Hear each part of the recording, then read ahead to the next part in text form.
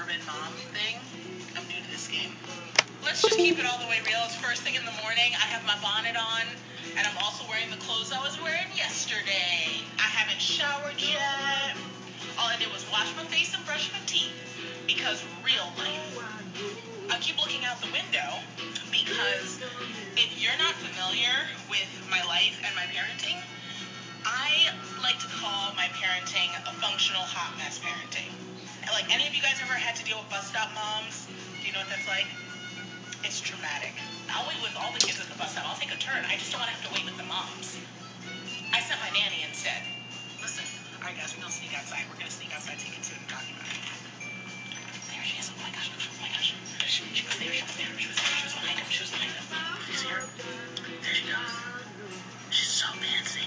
You guys, she's like skinny. She wears tennis clothes every day. Tennis clothes and a visor. This is literally why. Why is my door so loud? Every day she kisses her kids on the top of the head, puts them on the bus. She's just so good at life. And getting sun before she sees me. Listen, these bus stop moms, and then they want to tell me the same thing every single day. What's up with this weather? Is this bus always going to be this late? I have to do this thing where I like have something relevant to say, where I'm like, oh yeah, no, it's just some days it's hot, some days it's cold. You know, Maryland. Of course I'm not crouching by the window. That's not weird at all. Why would someone do that? She's small talk, but she does it from like a distance. Look at her, look at her, look at her, look at her, look at her, look at her, look at her. Notice my nanny's a normal one in the place. Okay, bye. Every single day. I'm going to play tennis. Of course she's going to play tennis. Every day she plays tennis. We don't know how to do this like them. No. I don't even know. She had a nice mug too. It was probably from Crate and Barrel. I don't even have nice mugs. Like mugs that make us. We're the wealthy mugs. We need the wealthy mug section. They wear their bras first thing in the morning, like they're fancy. I'm never. She's so ready. She's so thin. Her legs are so small. Her calves are the same size as her thighs. I want to be her. Every blessed morning. I'm not cut out for it. I'm not. I'm the check writing mom. I'm not coming in with brownies. I'm writing a check to support the efforts. I'm that mom. I'm okay with it.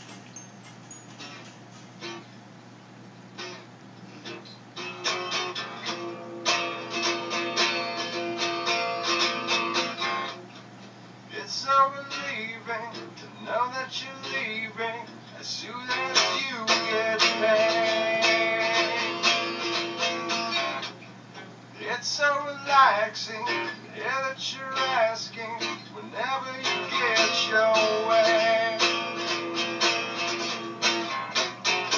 It's so soothing to know that you soothe me. It's starting to sound the same. I miss the comfort in the sand.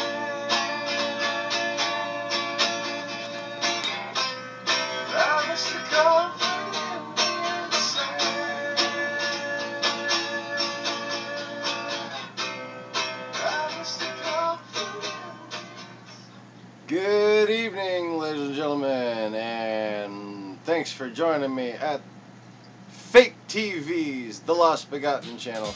I am your host, Fake TV, the actual Lost Begotten.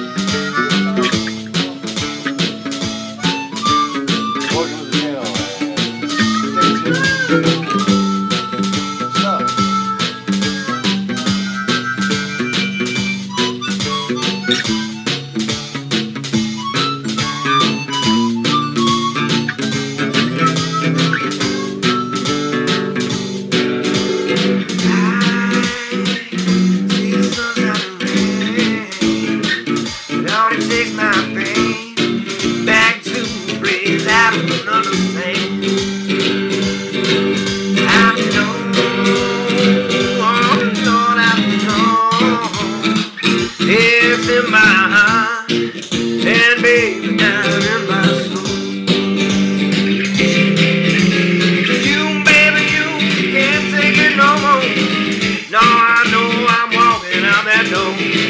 The way you treated me too many times before.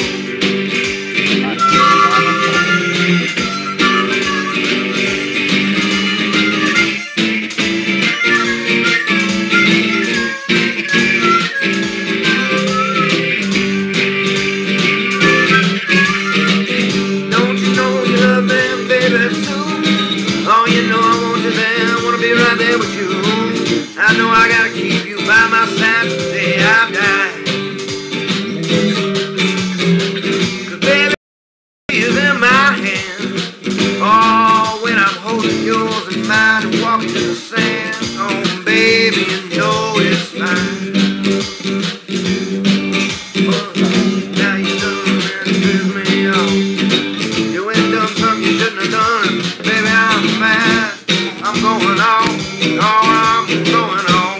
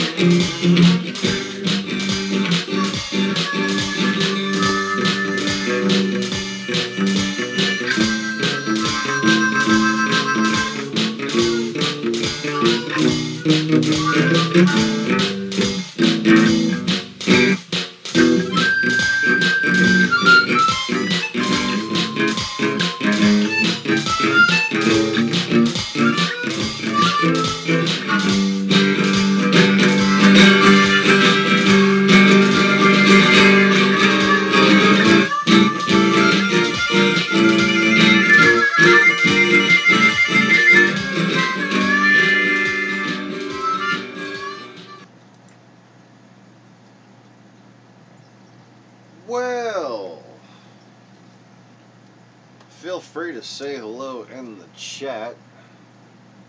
And thanks again for joining me here in my little living room fish room, where I have an altar to the laptop just placed dead in the center of the room, so I can stream a little webcam for my fish tanks while we talk about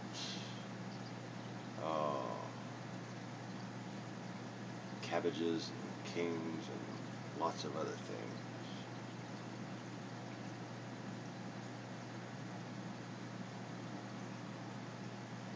But while the sea is boiling hot, and while pigs have wings, Kalu Kalay will reap the day.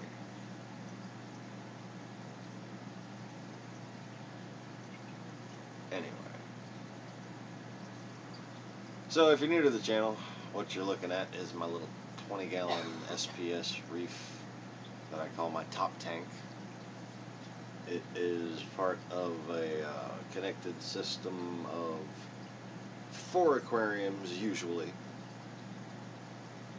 and I have 2 other connected aquariums and a bunch of copepod cultures, and let's see, I think that's about it for this room. Then we got a little 2.5 gallon with this little tiny runt percula in the other room. Those are perculas that I bred here at the house, and those are the runts of the family. Several batches I harvested, working on 2 years ago, I think.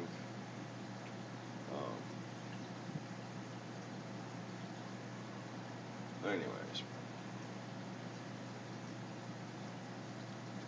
my AC tends to overwork more during certain months and I get uneven temperatures, especially during the summer.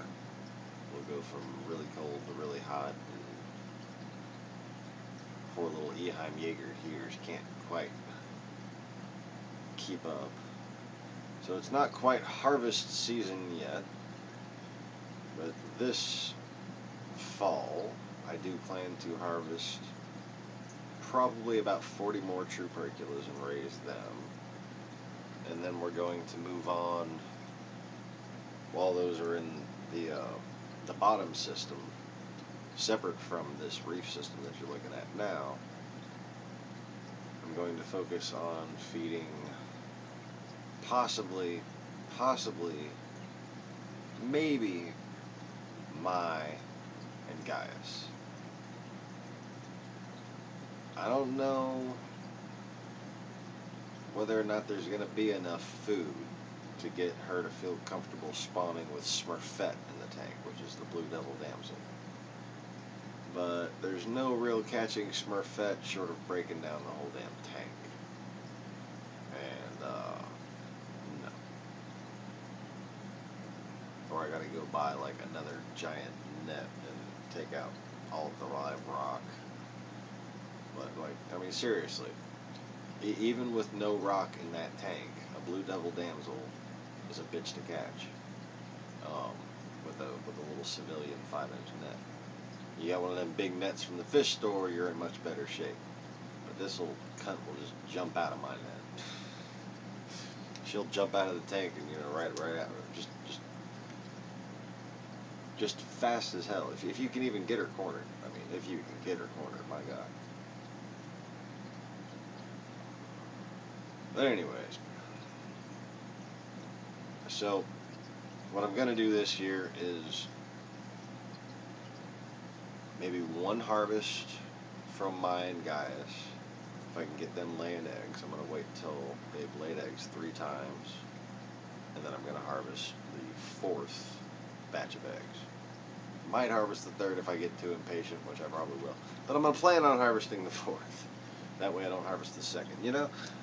Anyways, then I'm thinking enough time will have passed to mate my bottom pair. And while I'm blabbing into a dark room here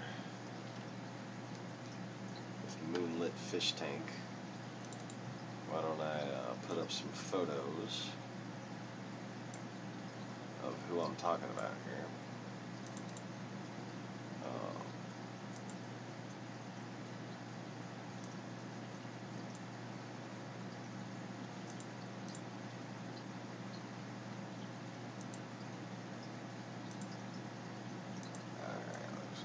Second one there. I took way too many photos and don't know if any of them are actually any good. So there's Yumachika and Tatsuki, my premium Picasso Onyx and Picasso Onyx from 2 separate suppliers. I'm not particular about having all of that white on a clownfish. I want interesting patterns, but I don't want too much white coverage. Yumachika is a beautiful fish. That's a little male. But I'm game for a variation. What I wanted in these fish was mostly the really defined onyx coloration. And both of them really have that. Plus, they are both really beautiful Picassos. Tatsuki, not much coverage, but definitely a lot of misshapen barring. You know, I think that's just as beautiful personally.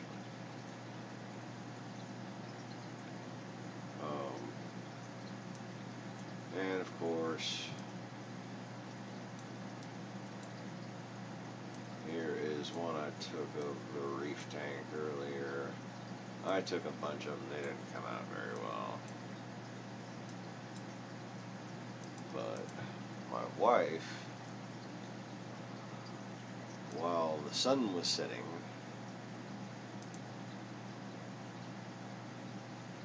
managed to snap off these. Let me just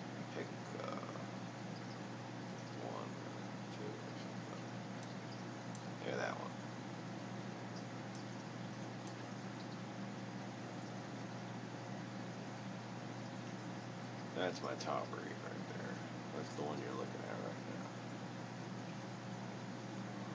now. It's got hair algae problems because I grew out a bunch of clownfish in this system and it's still kind of recovering from it. The hair algae is dwindling pretty well. Threw out my back and missed the cycle of water changes. I have to do another water change tomorrow.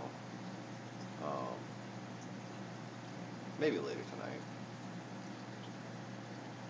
But, anyway, I do tend to work all night on my fish tanks. And all day, too, but, yeah. That's clownfish breeding for you. And while I'm not raising any babies right now, I'm definitely tending to a lot of brood stock and still trying to get my system to recover. Between that and the broadcasts, yeah, it's taking up all my spare time.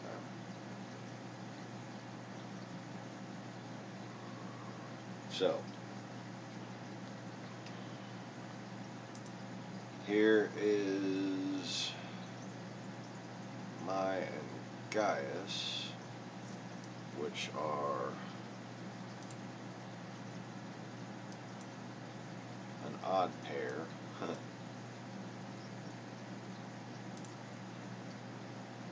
What you're looking at is on the right a normal pair, a normal semi-mocha Celeris from a semi-Da Vinci batch. So he's got Da Vinci DNA but regular striping, but his black markings, I don't know if that photo really does him justice, but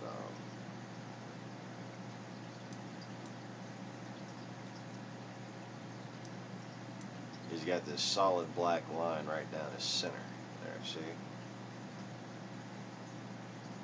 And then he's got the white tips on his spinal and tail fin. A little bit on his anal fin too. None on his dorsal, I don't think. But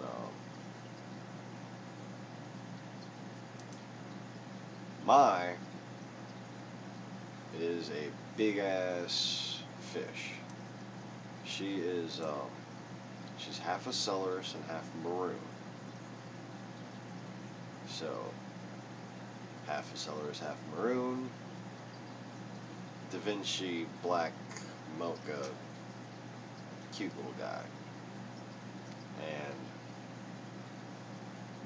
the reason I have high confidence in this pair is because she has rejected several males, and this little guy actually sleeps in her pot, and he's just inching closer to her every single night, and that's phenomenal progress. Being as she is half maroon, they're really difficult fish to pair off.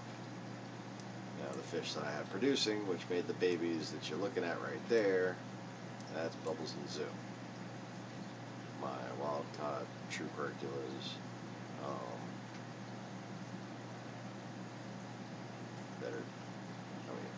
Look at it.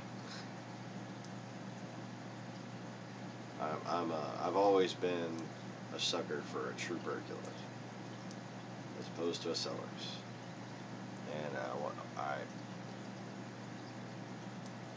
failed to finish discussing the difference between true Hercules and a Celeris earlier.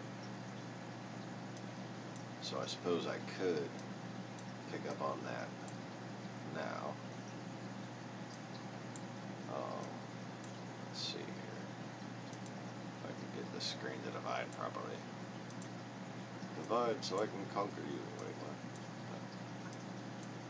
what? Okay. There we go.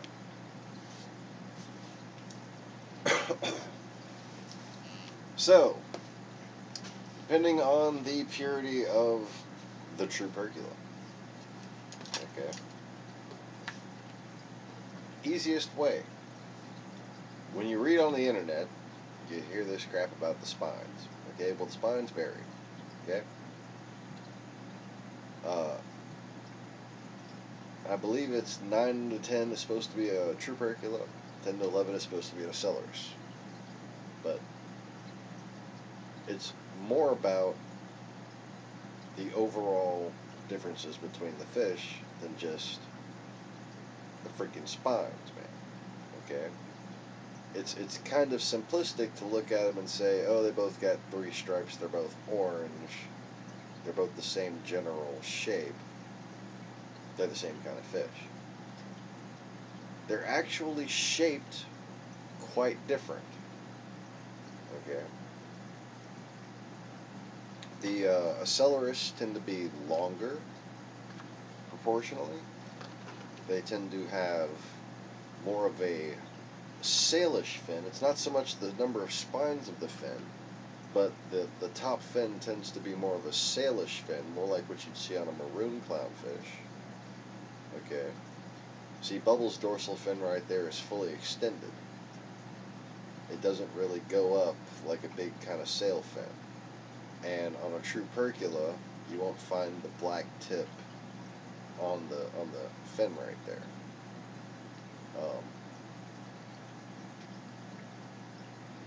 But the definitive characteristic that I think is the easiest to spot, you don't have to sit there and analyze and compare. My trick, I guess I could call it, that I've learned over the years, is you look at the eyes. The true percula has bright eyes. The true percula always has the bright looking eyes. The accelerus always has the dark looking eyes, more blended with the brown or the black of the retina. The percula always has the defined little black spot retina and whatever body color, whether it's orange or brightish yellow, defined striping around that. Okay. So that to me has always been the easiest way of differentiating. And I've only seen a couple of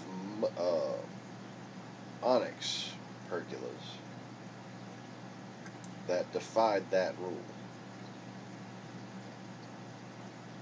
What's up, Money? Murphy's killer in the house.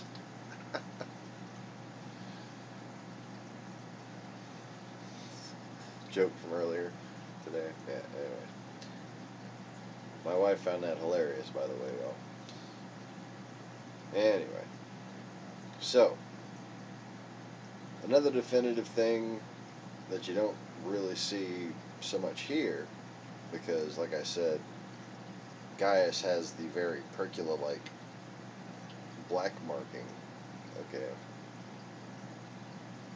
Usually an accelerus has a uniform black outline around each one of its stripes.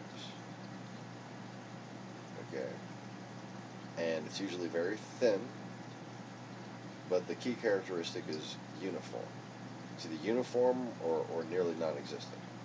Okay.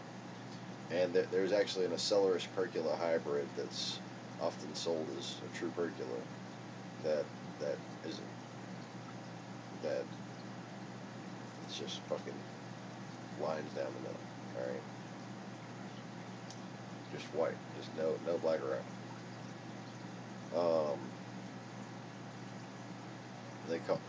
I call it an albino percula. It's just an accelerus percula hybrid that has been in the market for fucking 20 years. Anyway.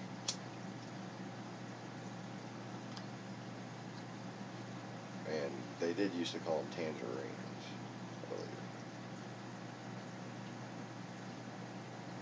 So, the true percula as you can see from the, the model specimens that Bubbles and Zoom are, they have a blotchy black pattern that develops around each of their white stripes.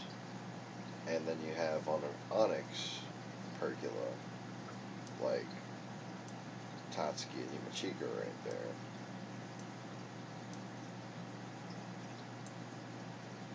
that black pattern develops all over their body. And then they wind up only with orange spots on their face and their fins.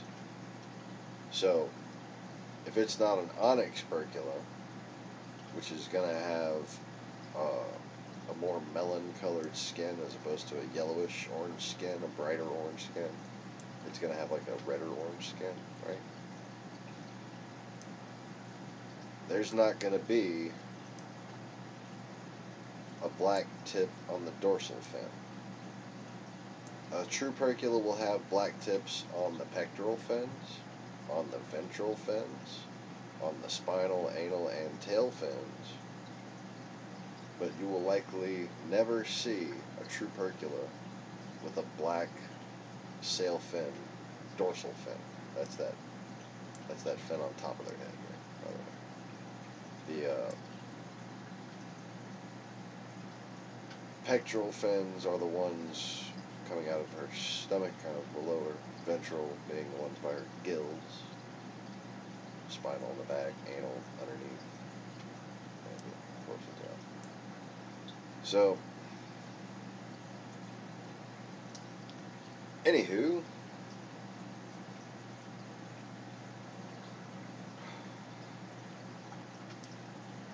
boy, looking at this, I'm like, man, I finally got me a nice set of broodstock specimens here. Alright, that's not gonna work, is it?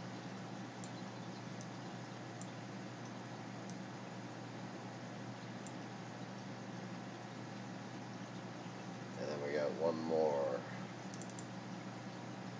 Not two more, huh? Should be two more. Yes, two more.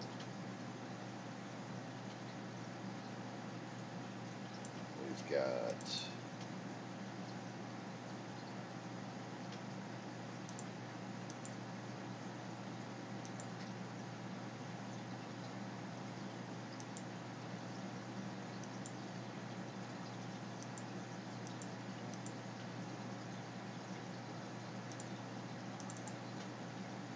let me see if I can find a good picture of them here.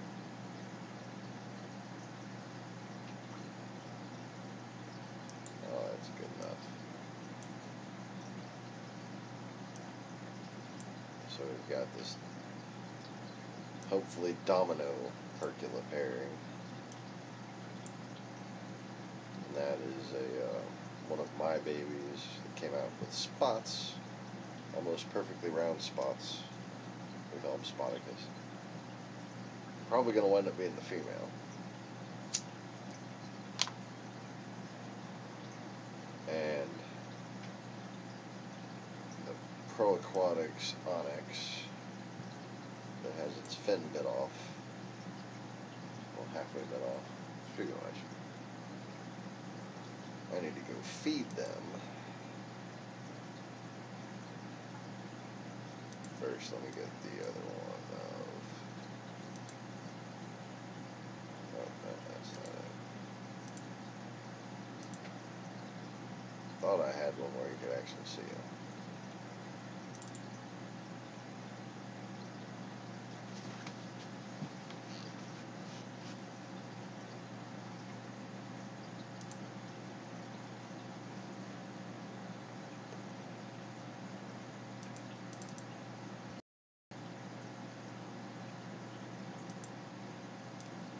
Yeah, good enough.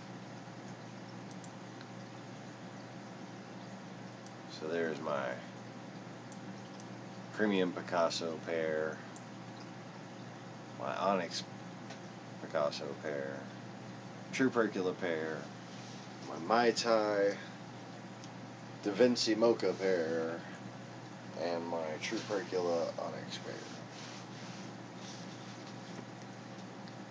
So I'm pretty sure I have all the clownfish that I want to breed covered.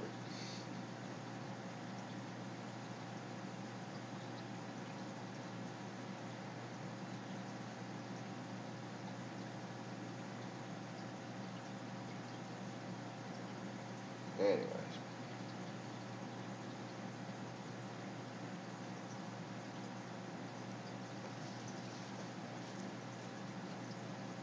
So I need to take a little break here and let's see what's happening. Wow, it's still really early. I'm really tired. I feel like a long night to you. Gee. I need to get up and feed them fish.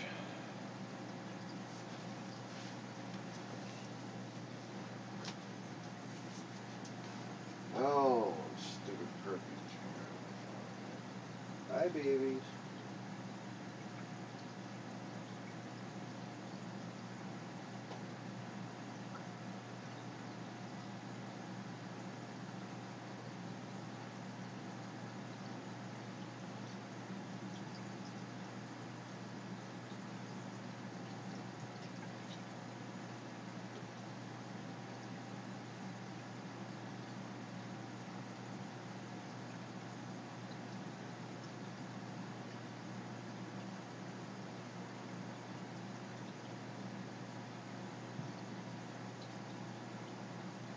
Come on, baby, get some of that food.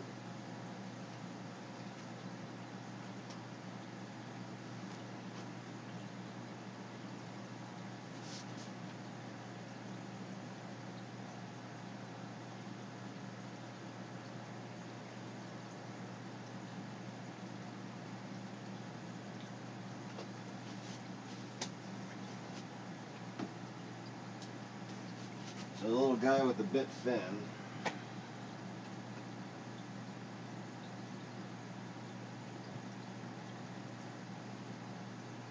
isn't eating very well.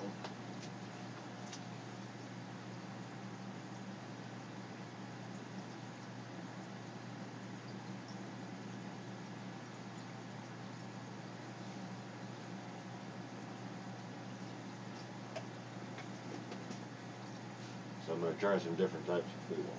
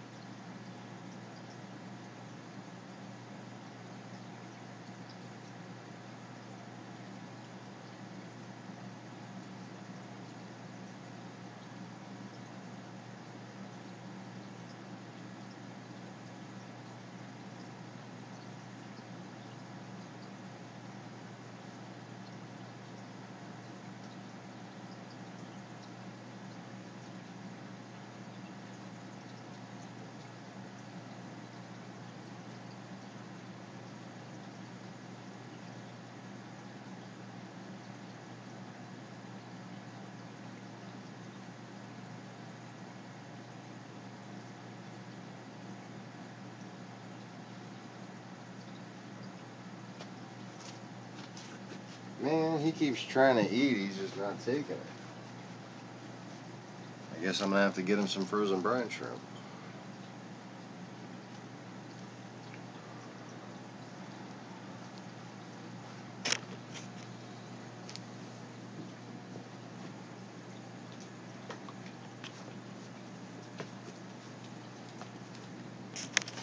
see if I can't.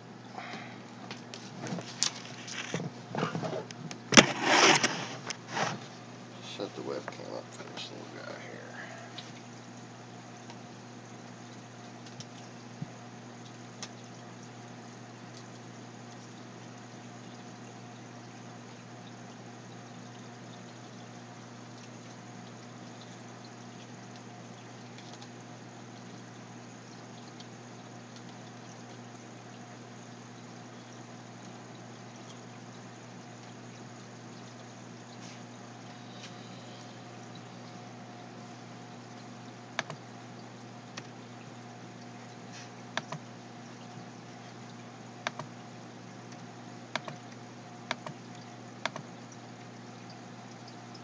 Oh, that's a bit bright.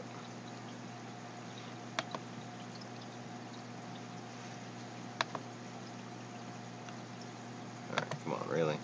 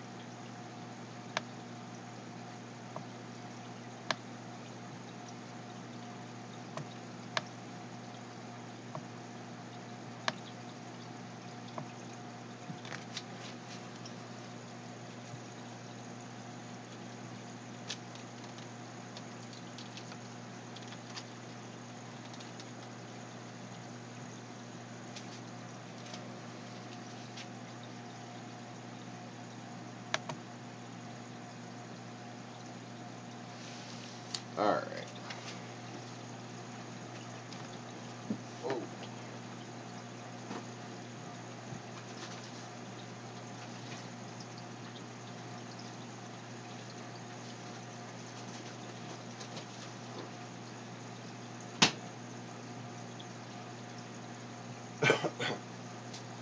So, while I am not sponsored by Rod's Food, I am very grateful of getting to have a conversation with Rod over the phone, which helped me in my founders breeding project, and hung out with him at Magna. And as you can see, I've been wearing his shirt every time I broadcast lately because he gave me a fucking shirt. But if there's one thing I know that clownfish never pass up, it's Rod's Food eggs. And I can't left and right there. Okay. So, I get them some of this ready here. And basically, ooh, what's on the frostbitten side, eh? Holy crap. I'm gonna be using this up quicker apparently.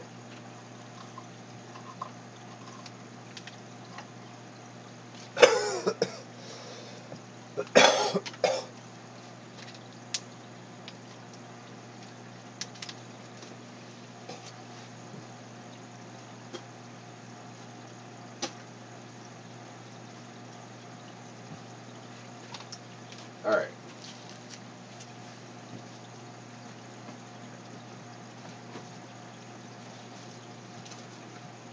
Put that back in the freezer. You can actually see here. It's got a little bit on my hands. So I'm just gonna give that to Tatsuki and Yamachika. Come on.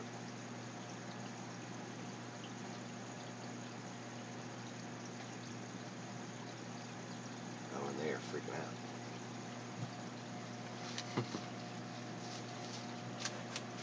Alright. So here's my trusty doohickey thing. And this is basically a medicine syringe for toddlers. You can buy that at Walmart. And it never breaks like the little cheap ones. So I just blast the eggs with some tank water, and then I let them simmer down.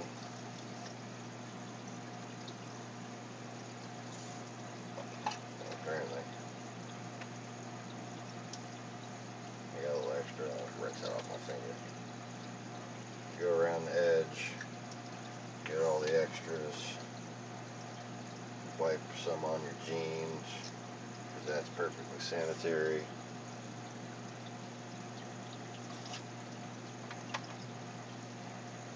And now, most of the eggs sink. So it is my surmisation that those few little guys that float are the bad ones. So I just carefully pour most of that water out with the eggs that float. And that just gets a good percentage of the whatever dirtiness was there. But usually Rod's Foods products are really clean. But, you know, if something discolors water, you want to get it the hell out of your tank. Come on, little guy. Come on, really?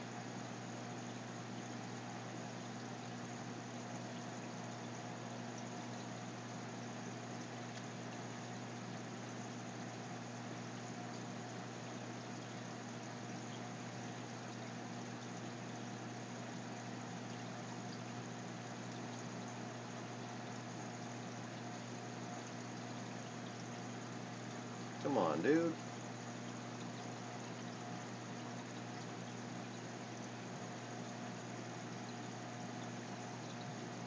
It's okay, come on.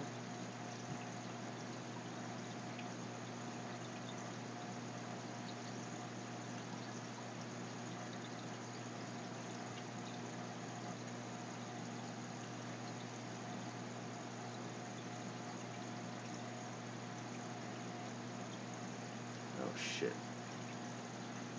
That's just too many to be fucking wasting like that. Oh my god.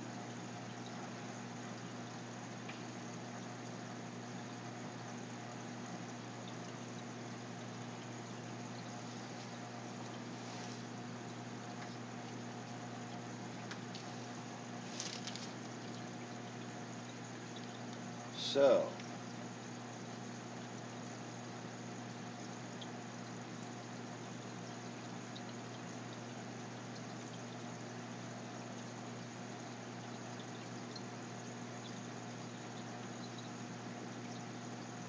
that kind of sucks.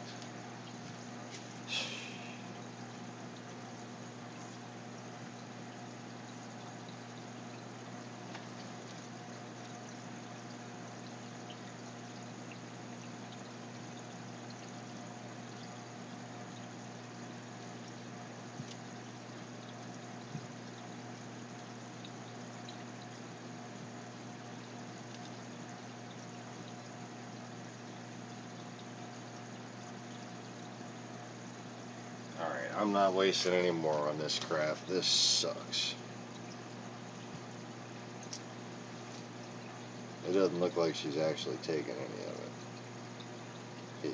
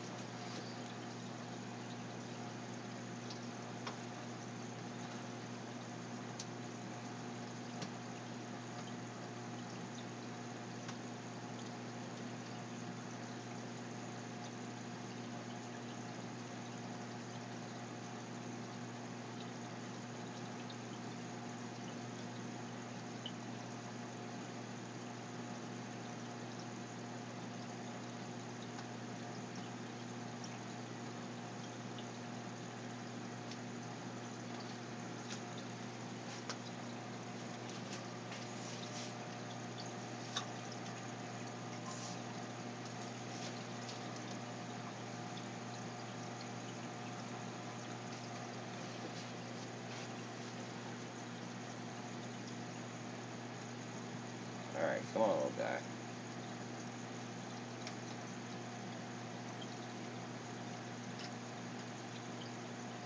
Eat them, damn it.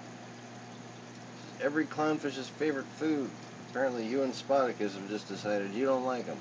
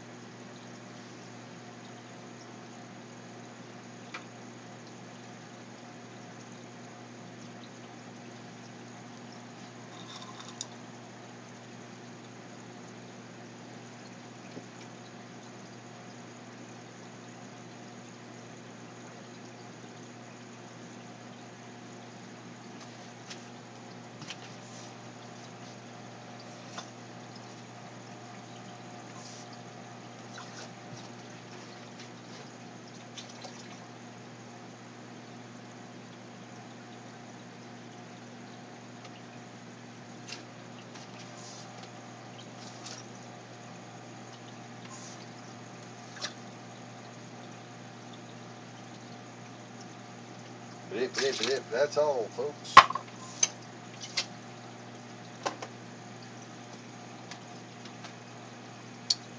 Okay.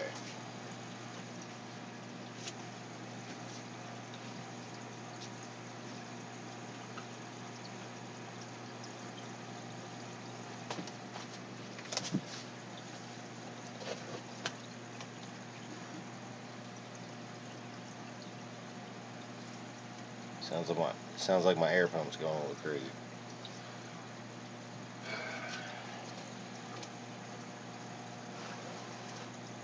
I'm technically supposed to be way the hell over here. Right here. Stay nice and cool. Anyways.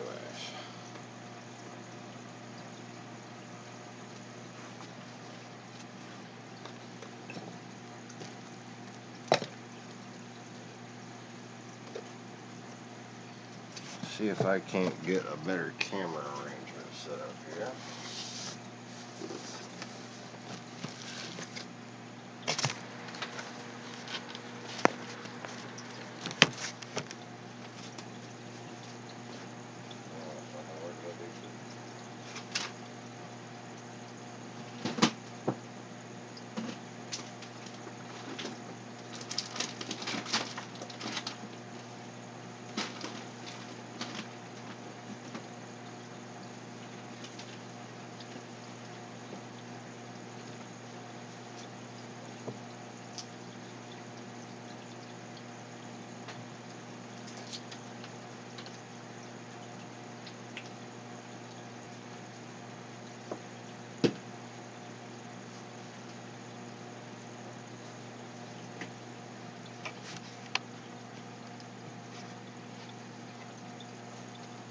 Alright.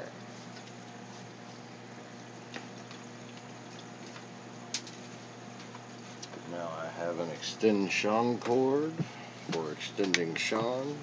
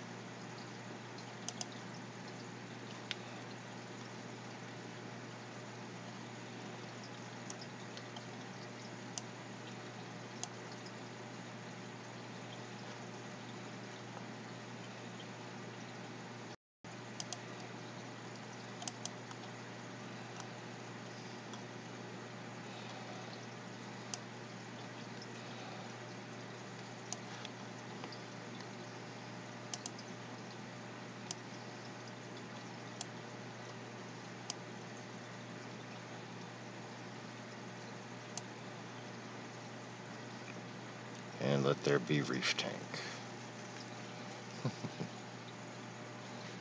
I know it's not much of a view, but oh well.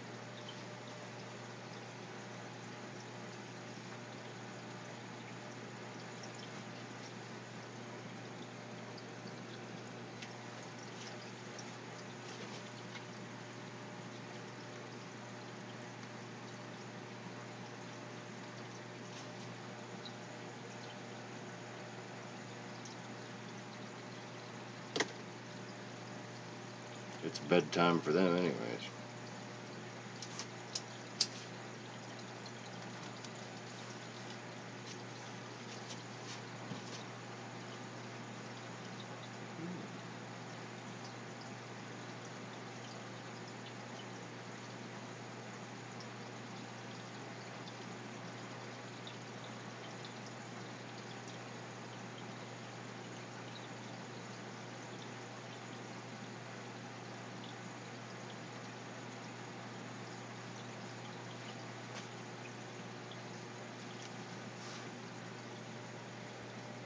Unfortunately, I can't sacrifice this tiny little view. Oh. So, I'll just put it over here.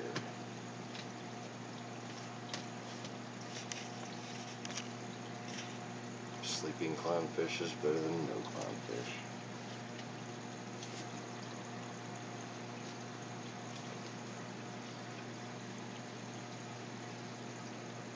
So who the hell's left in here?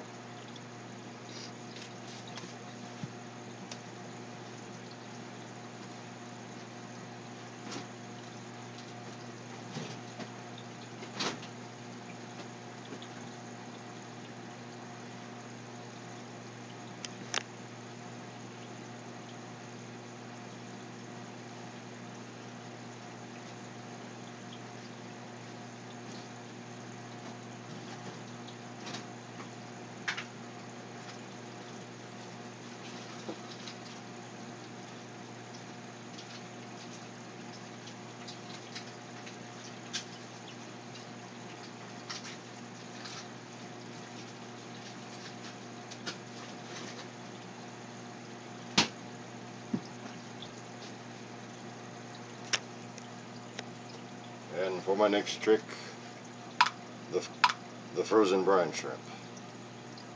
Ew.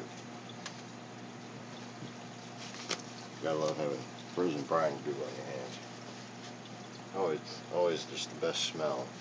Old frozen brine shrimp. I call it Old Ironside. No, I don't.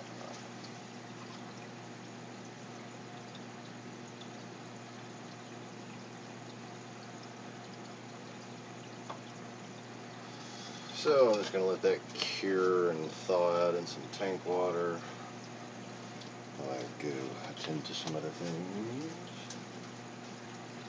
I tell you early.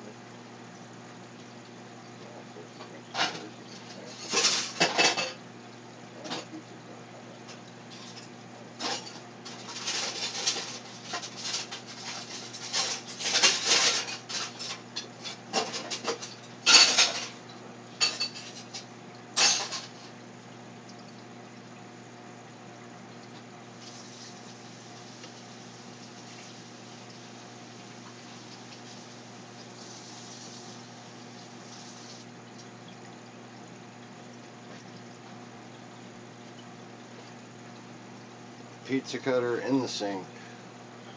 Got a pair of scissors sitting on the wet counter in front of the sink.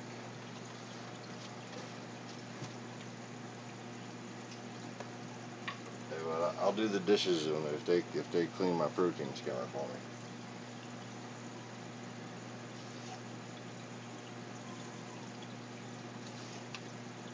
I'll probably want to do them anyway.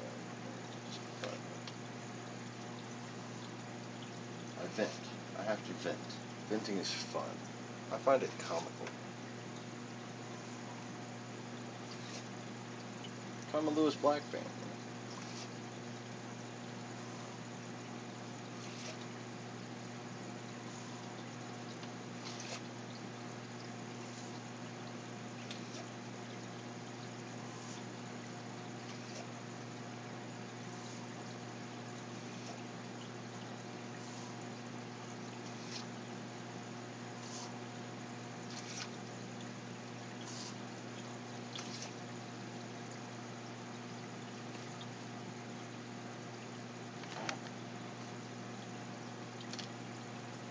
So I'm literally right now emptying this fucker here.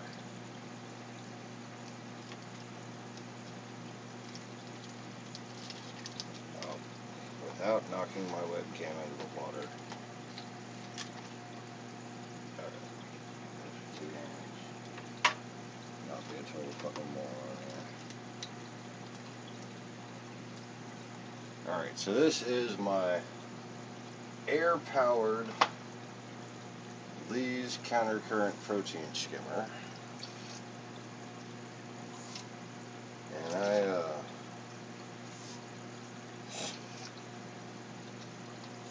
I didn't really intend to be using it in here this long, but that's how I clean it. I just dump it in the sink and rinse it down.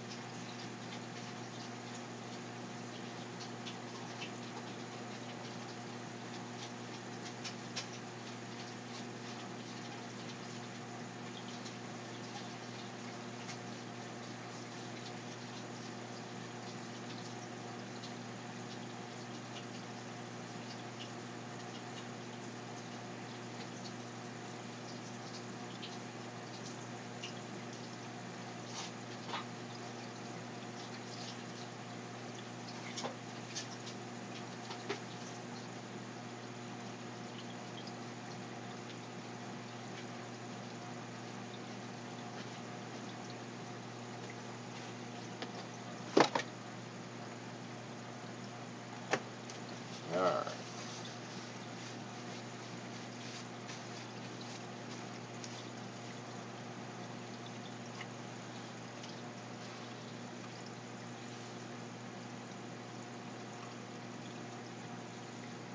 That thing there. I guess I need it for doing stupid shit like dumping out 500 rods eggs. Not be eaten.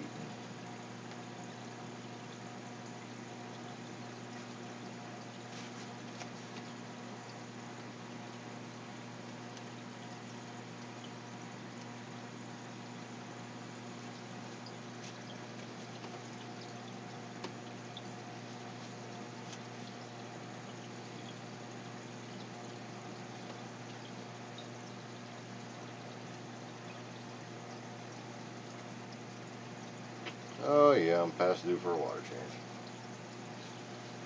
Okay. I got fucking time. I need to get this fish eaten.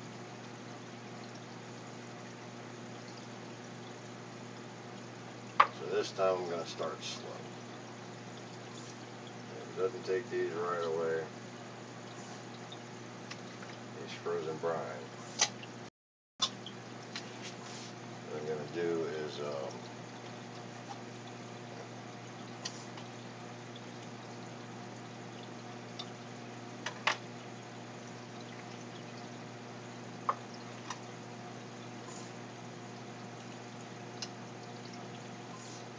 treat him with some stress guard.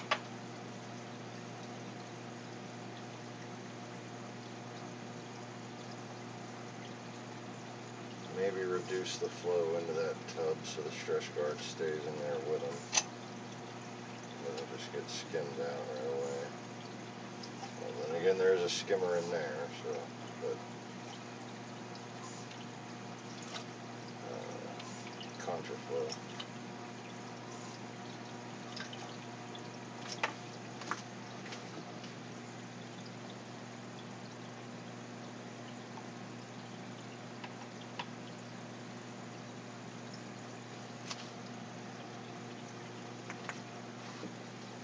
Tatsuki, you should know by now, everything I do to feed you, okay? Anything coming into that tank is going to be feeding you. No matter if it's a hand, a net, anything. Alright, so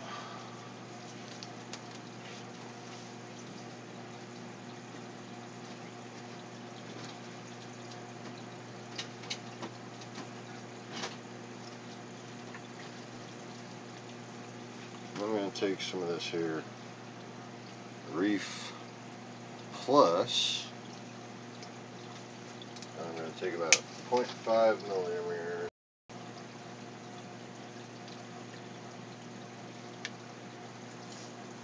Dilute it and squirt it in amongst the brine shrimp to be fed. And what that's going to do is just kind of soak into the brine shrimp a little bit. And while I got this out, I can adjust my reef tank.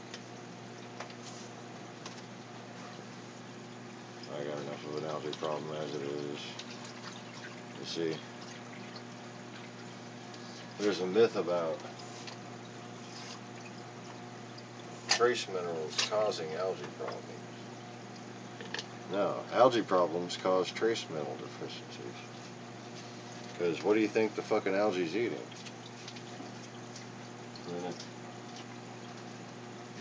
If you're adding trace elements and then you stop, you're gonna have some barren seawater. So if you want to stop adding trace elements, first you need to clean all the algae out of your tank. Because if you got a lot of algae in your tank, that algae is going to be, oh, it looks like the broadcast has gone red. So.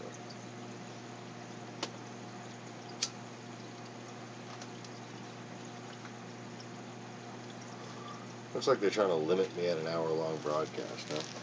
Oh, fucking trying to keep this going all night. Alright, so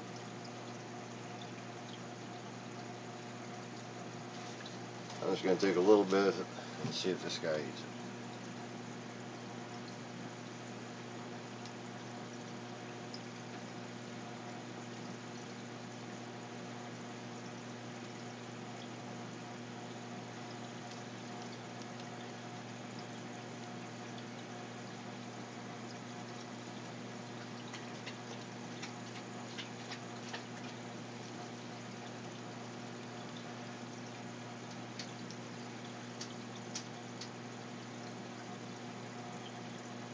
Alright, he's eating. That's cool. Alright, so I'm just going to be feeding him little by little.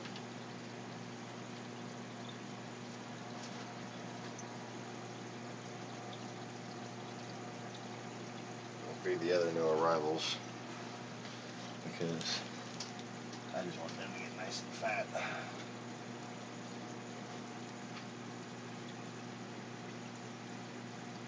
Come on, baby, get your food.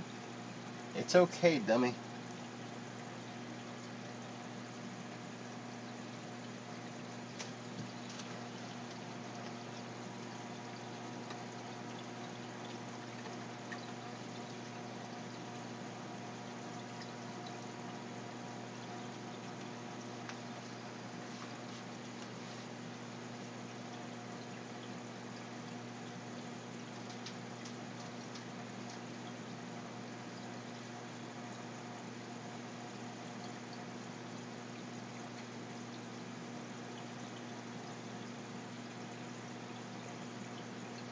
Alright, I'm going to wait a little longer before feeding that one again.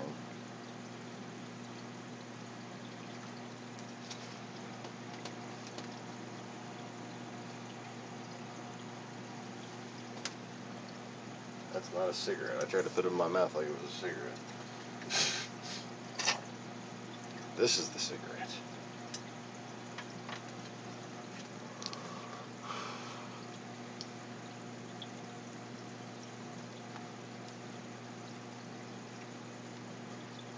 But he ate a few of them, that's good.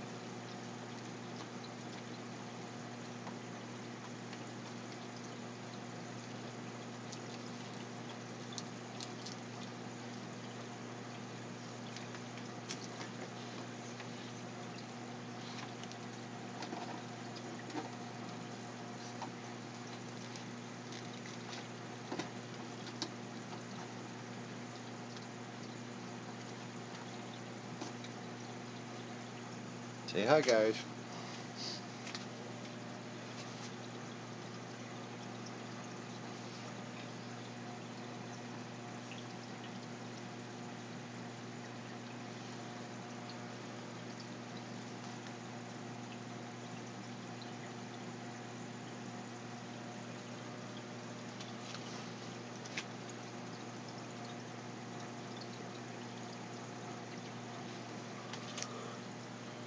How dare you stop feeding me?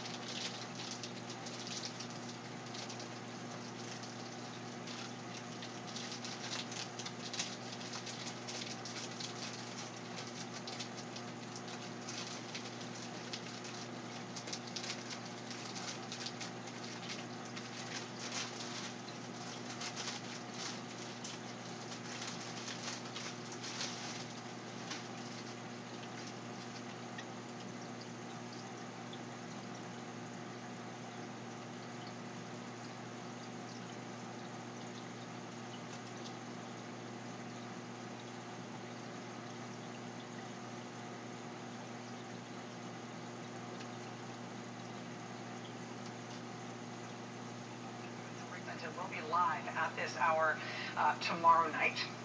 You know, when presidents and prime ministers and kings and queens and members of various royal families come to visit the United States, there is a modern tradition, there's modern diplomatic protocol that anybody in that kind of a foreign leadership role notifies the U.S. government if they are coming to the U.S.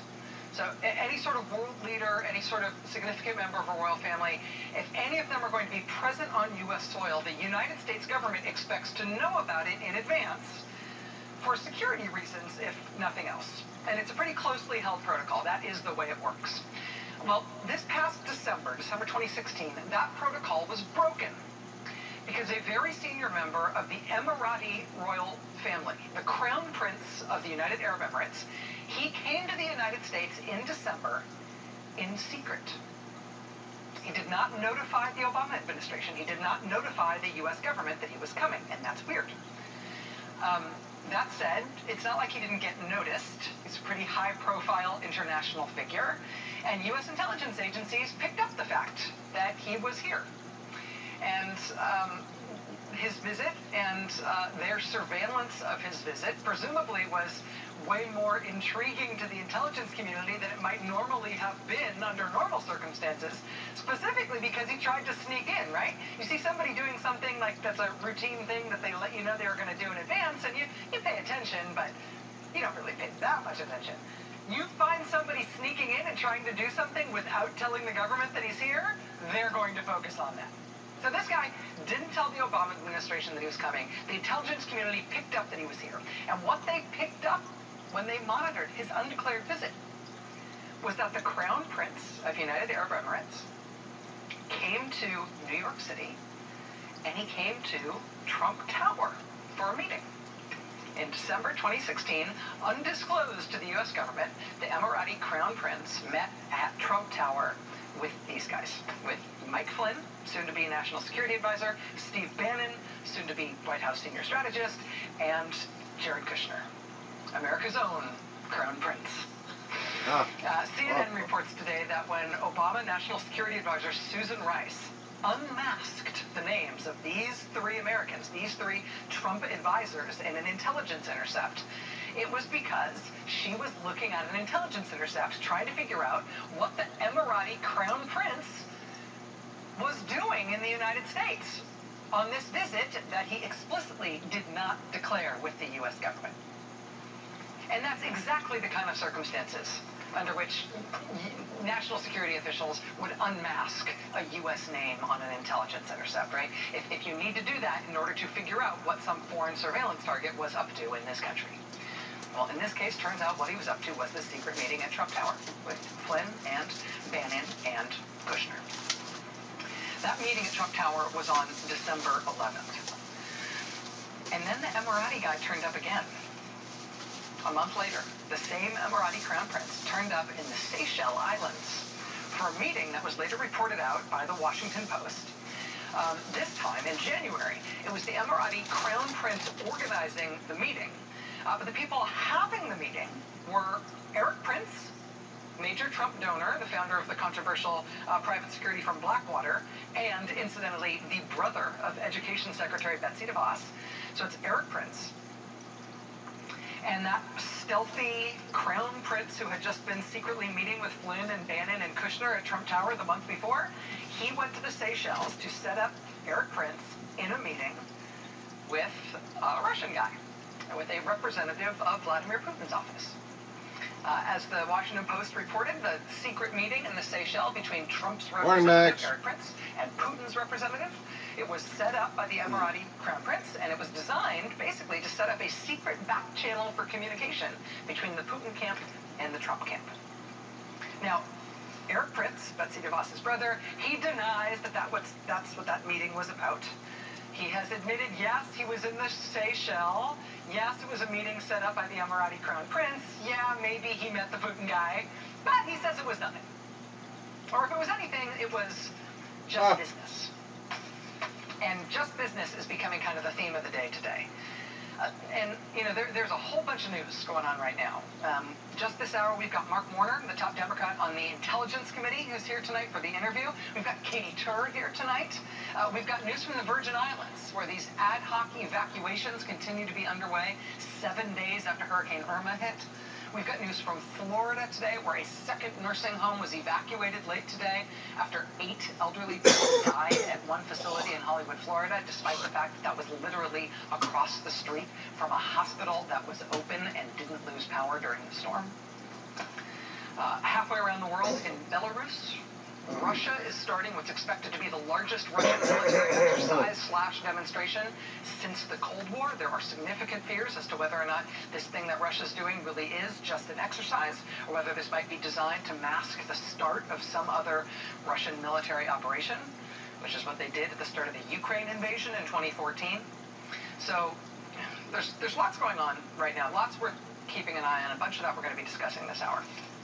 But today, just a ton of news broke on the Trump-Russia investigation, and in particular on the business side, on the business and financial ties that seem to form this sticky web that is catching all the bugs here.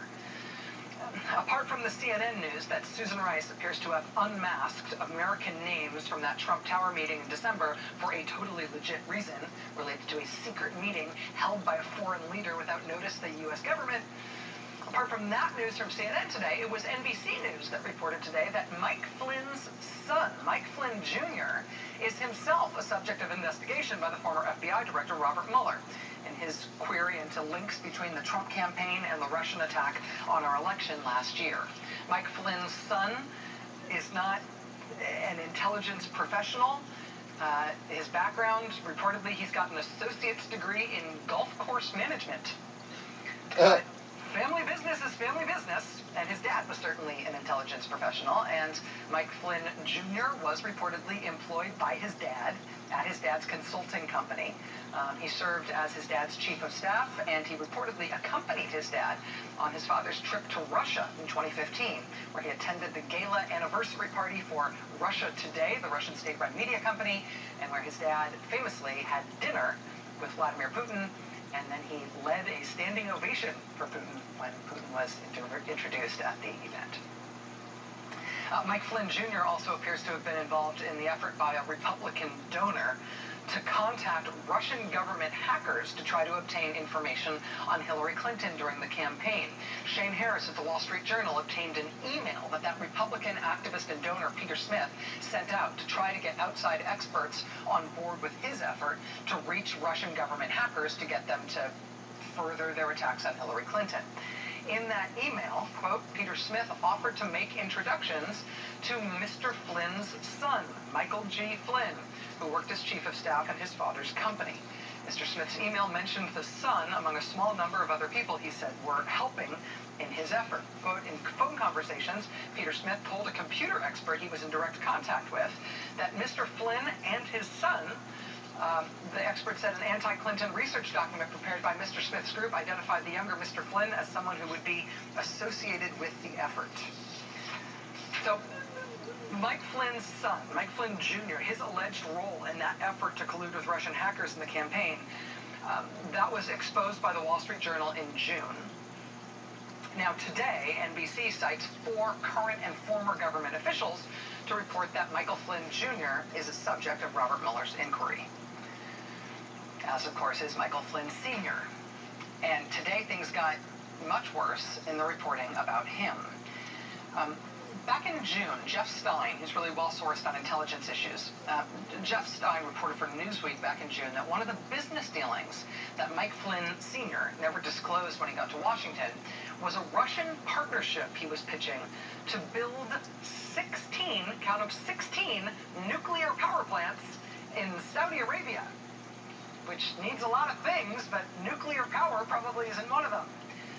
Jeff Stein published this piece in June about Mike Flynn's involvement in that business plan and about Flynn taking a trip to the Middle East to meet with people and to promote this Saudi... You didn't think there was a Saudi connection? Russian-financed nuclear deal. Because Mike Flynn never disclosed anything about this on his security clearance applications or on his White House financial disclosures, that sparked the top Democrat on the Foreign Affairs Committee, Eliot Engel, and the top Democrat on the Oversight Committee, Elijah Cummings, to write to Flynn's reported business partners in that deal to try to get more information about this would-be gigantic Russian business deal that Flynn was involved in that he never disclosed. Well, today, that blew up. It all started with that reporting in June about Flynn's involvement in that deal, but today is the day it blew up. And you can see the chronology unfold here, right? So in June, there's this Newsweek story about the Russian nuclear deal and Mike Flynn. In June, right after that, Eliot Engel and Elijah Cummings write to the business people Flynn was working on this deal with, and they ask for information about it. Those folks respond to that letter. They send to Congress the requested information about this would-be Russian deal and Mike Flynn's involvement and Mike Flynn's trip to the Middle East to promote it. And now this morning, Elijah Cummings and Eliot Engel make the whole thing public. Quote, "We are writing today to thank you for your responses and to request additional information. First, your responses provide multiple independent confirmations that General Flynn traveled to the Middle East to meet with foreign government officials and foreign business associates in June 2015 to promote this U.S.-Russian nuclear power project. Based on your responses, it appears that General Flynn violated federal law by omitting this trip and these foreign contacts from his security clearance renewal application in 2016 and concealing them from security clearance investigators who interviewed him as part of his background check process. Since these violations carry criminal penalties of up to 5 years in prison, we're providing your responses to Special Counsel Robert Mueller. Thanks for the info on this guy you were in business with. What you told us means he's going to prison." The congressman then asked for further documentation about Mike Flynn's communications with foreign governments and foreigners about this business deal. They asked these business associates of Flynn to prepare to come in and testify to Congress on these matters. But then they raised this one very provocative question. This trip to the Middle East to promote this plan, these payments that Flynn got to be involved in this potential deal, was this just 2015? Did this thing actually end then? Or did it keep going on? Is it still going on? Did Flynn still have a hand in on this Russian nuclear deal during the campaign? Maybe even while he was in the White House? Here's how they put it in the letter. Your responses suggest that you and other officials at your companies may have discussed this matter with Trump administration officials during and after Mike Flynn's tenure at the White House. Quote, the American people deserve to know whether General Flynn was secretly promoting the private interests of these businesses while he was a campaign advisor, a transition official, or President Trump's national security advisor. So, big new alarming question here, right? In terms of national security, in terms of foreign influence on our own government, and in terms of corruption and conflict of interest. Was the Trump National Security Advisor, Mike Flynn, secretly pursuing or trying to advance a gigantic Russian business deal? Or was he being paid to promote one while he was working in the White House as National Security Advisor? So that was that letter raising that provocative question. That letter from Cummings and Engel, that was in my email inbox at 7:30 this morning. By 3 o'clock this afternoon, the answer had arrived in the Wall Street Journal. See the headline, Flynn promoted nuclear plant project while in the White House. This prospect raised by these congressmen this morning is answered and confirmed by the Wall Street Journal this afternoon. The journal describes the Russian nuclear deal as potentially being worth hundreds of billions of dollars. Once he was National Security Advisor in the Trump White House, the journal reports that Mike Flynn did direct National Security Council staff to meet with the companies involved in the Russian nuclear project. The journal cites former National Security Council staffers as being basically horrified by what Flynn was doing, describing what he did as, quote, outside normal channels, and, quote, not the way things are supposed to go, and, quote, highly abnormal. According to the journal, the ethics advisors on the National Security Council actually told Flynn to remove himself from this project, but, quote, the activity continued. So if you're keeping track at home, the man who Donald Trump installed as the top national security official in the White House did not disclose thousands of dollars he was paid by a Russian air cargo company that was tied to the Russian government in the summer of 2015. He did not disclose thousands of dollars he was paid by a Russian software company tied to the Russian intelligence services in the fall of 2015. He did not disclose thousands of dollars and a free trip to Moscow for him and his son that were provided to him in the winter of 2015 by a Russian state-run media company, nor did he obtain permission from the U.S. military to take that trip to Moscow, to take that money from the Russian government, or to meet with Russian President Vladimir Putin, all of which he was supposed to do. He was warned he was supposed to do it, and he didn't do it anyway. He then did not disclose that entities linked to the Turkish government were paying him hundreds of thousands of dollars to represent the Turkish government's interests during the campaign. He then did not disclose his contacts with Russian government officials during the presidential transition. He specifically did not disclose that his contacts with Russian government officials during the campaign and during the transition included him talking about Russian sanctions with them. And now we know he didn't disclose his paid involvement and his paid foreign travel to promote a gigantic Russian nuclear business deal in the Middle East in 2015 during the transition and even during his short-lived time as National Security Advisor. And now the special counsel would also like a word with his son, please, as well. At the National Security blog Just Security today, they did a Q&A with somebody who used to work in the Office of Legal Counsel at the White House. On this last point that was disclosed today by these two Democrats on the Foreign Affairs Committee and the Oversight Committee. They asked about basically how big a legal deal it is that Flynn didn't disclose this Russian nuclear deal and the trip that he took to promote it. Quote, question. If Flynn did indeed take this Middle East trip about the Russian nuclear deal, and he failed to disclose it on his security clearance form, is that significant? Answer. An undisclosed effort to help broker a deal for Russian government entities is a huge revelation in the context of the Russia investigations. It could be significant legally as it relates to FARA, Foreign Agent Registration Act, false statements, or Espionage Act investigations. The legal significance for each would turn on the nature of Flynn's role in the deal and his mental state about his failure to disclose. Follow-up question. At this point, is it safe to say that Flynn has some serious criminal liability? Answer. Mike Flynn is in significant legal jeopardy of criminal prosecution. So, there is one report tonight that Mike Flynn is again resisting a subpoena to testify to congressional investigators. I'm not sure whether or not that single report is true, but we can ask Senator Mark Warner about it in just a minute, since reportedly that's a matter about concerning his committee.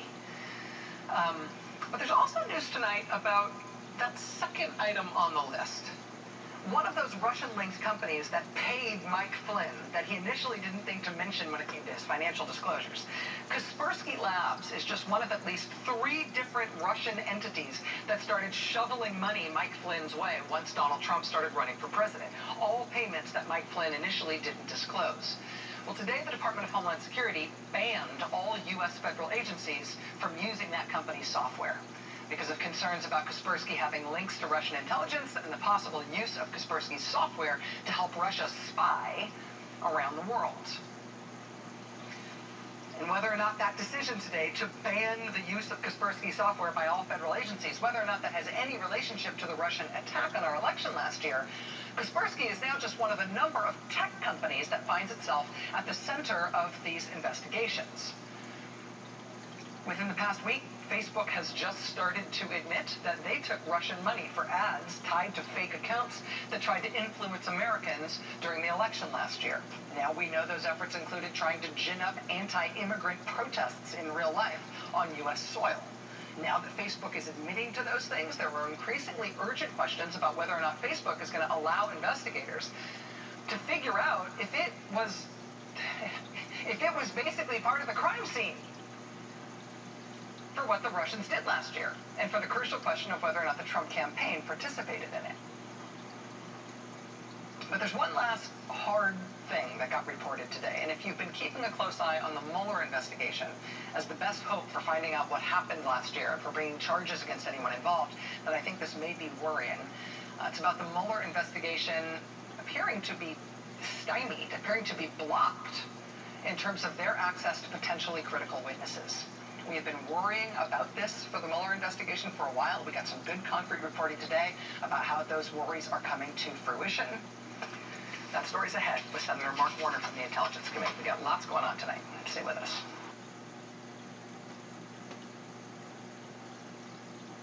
Oh, shit.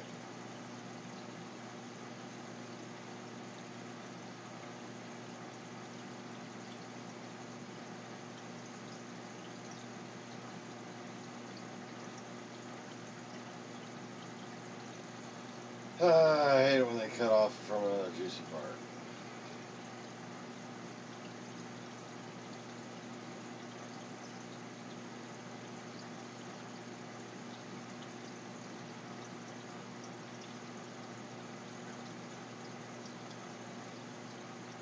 Congressman Adam Schiff is one of those lawmakers, the ranking member of the House Intelligence Committee. What is your frustration with what information you've gotten from Facebook? Well, I haven't described the situation with Facebook that way. We have been in discussions with them for some months now, and I think it's very important that they did the internal review that they have. But there's still a lot of unanswered questions, and I think it's going to be very important to have not only Facebook, but other social media companies also come before our committee and answer questions about the extent of the internal investigations they've done, what platforms the Russians used, what further, in addition to the paid advertising, the pushing of fake and false accounts, the amplification of these stories like Pizzagate, what we know about these Russian modalities and how they used social media to influence our election. So there's a lot of unanswered questions, but I wouldn't describe it as stonewalling in any way. Do you anticipate that you're going to need further cooperation from them? Can you imagine, for instance, Mark Zuckerberg coming before the committee or anything like that? I would love to have an open hearing with several of the social media companies because I think it's very important that the American people understand how foreign countries, in this case Russia, are in a position to manipulate the information that we see, the advertising that we see. They can target us very specifically. Obviously, one of the questions that we want to get to the bottom of is, was there involvement of U.S. persons in this? Was there any kind of coordination between the data analytics part of the Trump campaign and this Russian effort to use paid advertising and to use their social media trolls and their bots to push particular stories into people's social media feeds? So we have a lot of answers questions. I think it would be productive for a lot of those to be answered in public, but whether it's in public or private is still something that's a matter of internal committee discussion. I want to lay out a constitutional concern and get your reaction to it. When we're talking about the hacks, it's unambiguously criminal activity. It is illegal to break into someone's inbox, to take their information, and then you use it however you use it, right? But when we're talking about the things on Facebook, it does seem like we're in some pretty unclear waters constitutionally. I mean, we've got a First Amendment. Different people can run different ads, even if they're foreigners. It doesn't stop at the water's edge. You can pay money to run ads, and I worry about where this is going with respect to what the government starts to do in this sort of speech area. What can you say to allay those fears? Well, no, I think you're absolutely right. This is going to be very tough at several different levels. Because we do have reverence for our First Amendment, and we should. We don't want the government to play censor. It's also a big job for the technology companies, the social media companies. Are they going to be the arbiters of what's true and what's false in terms of what their users post? These are tough questions. You can add to that, frankly, the fact that in this new environment, people can search out and live in a bubble, an information bubble, where they believe there's a child sex predator ring under a pizza parlor, and they're surrounded by other people that believe in like conspiracy theories. So these are tough questions. I do think that one thing that the federal government and the intelligence community ought to do is, when it can, arm the American people with information. Here's what Russia is doing. Here's how they're trying to influence us. One of the bills I'm working on that was suggested by Directors Clapper and Brennan is one that would require the Director of National Intelligence at some suitable period before an election to disclose to the American people what we know about what foreigners are trying to do to influence us. That's one thing that I think we can play.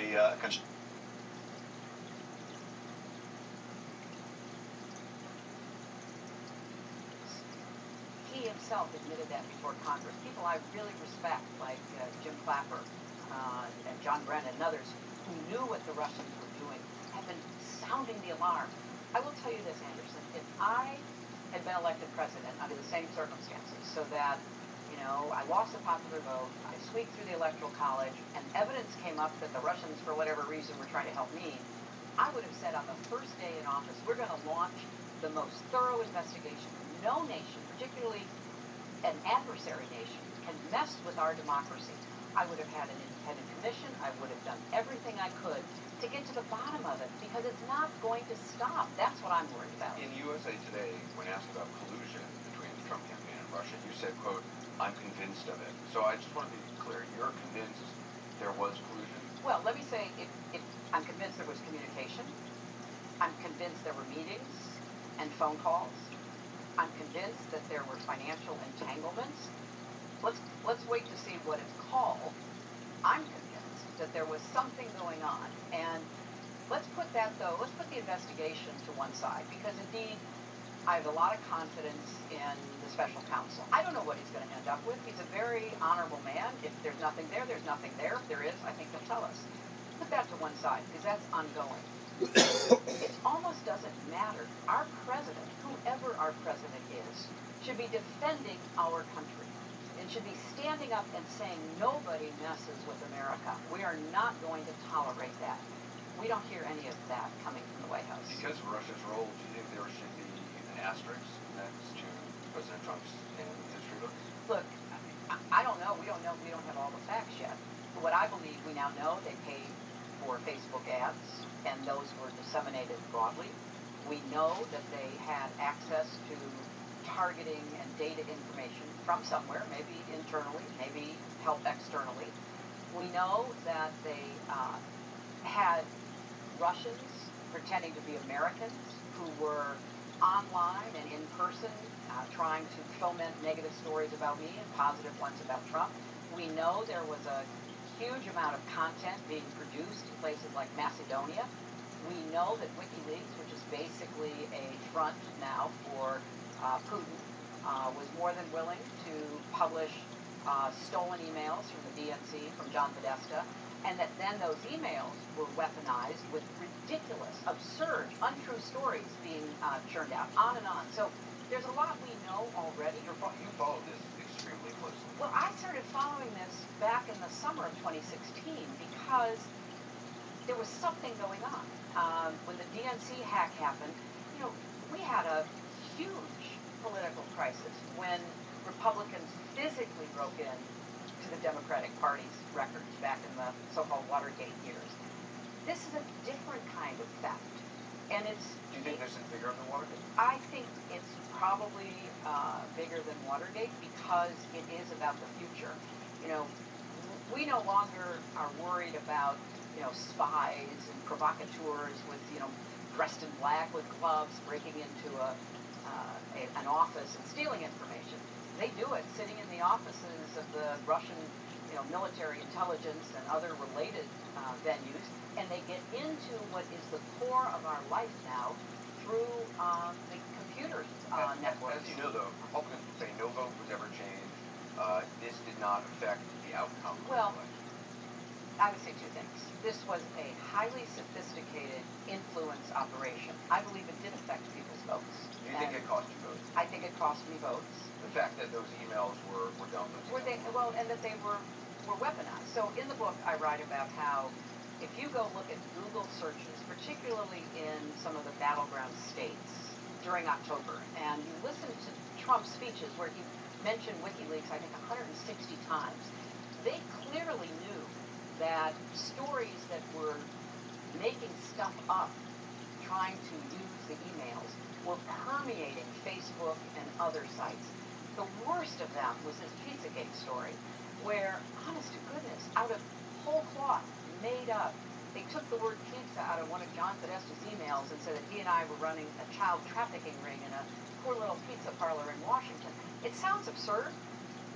Millions of people were exposed to that. The horrible hit job, total lies about the Clinton Foundation. People were affected by that because we could see that the WikiLeaks searches in a lot of places that were historically kind of swing counties were really rising. I think the influence did affect individual voters.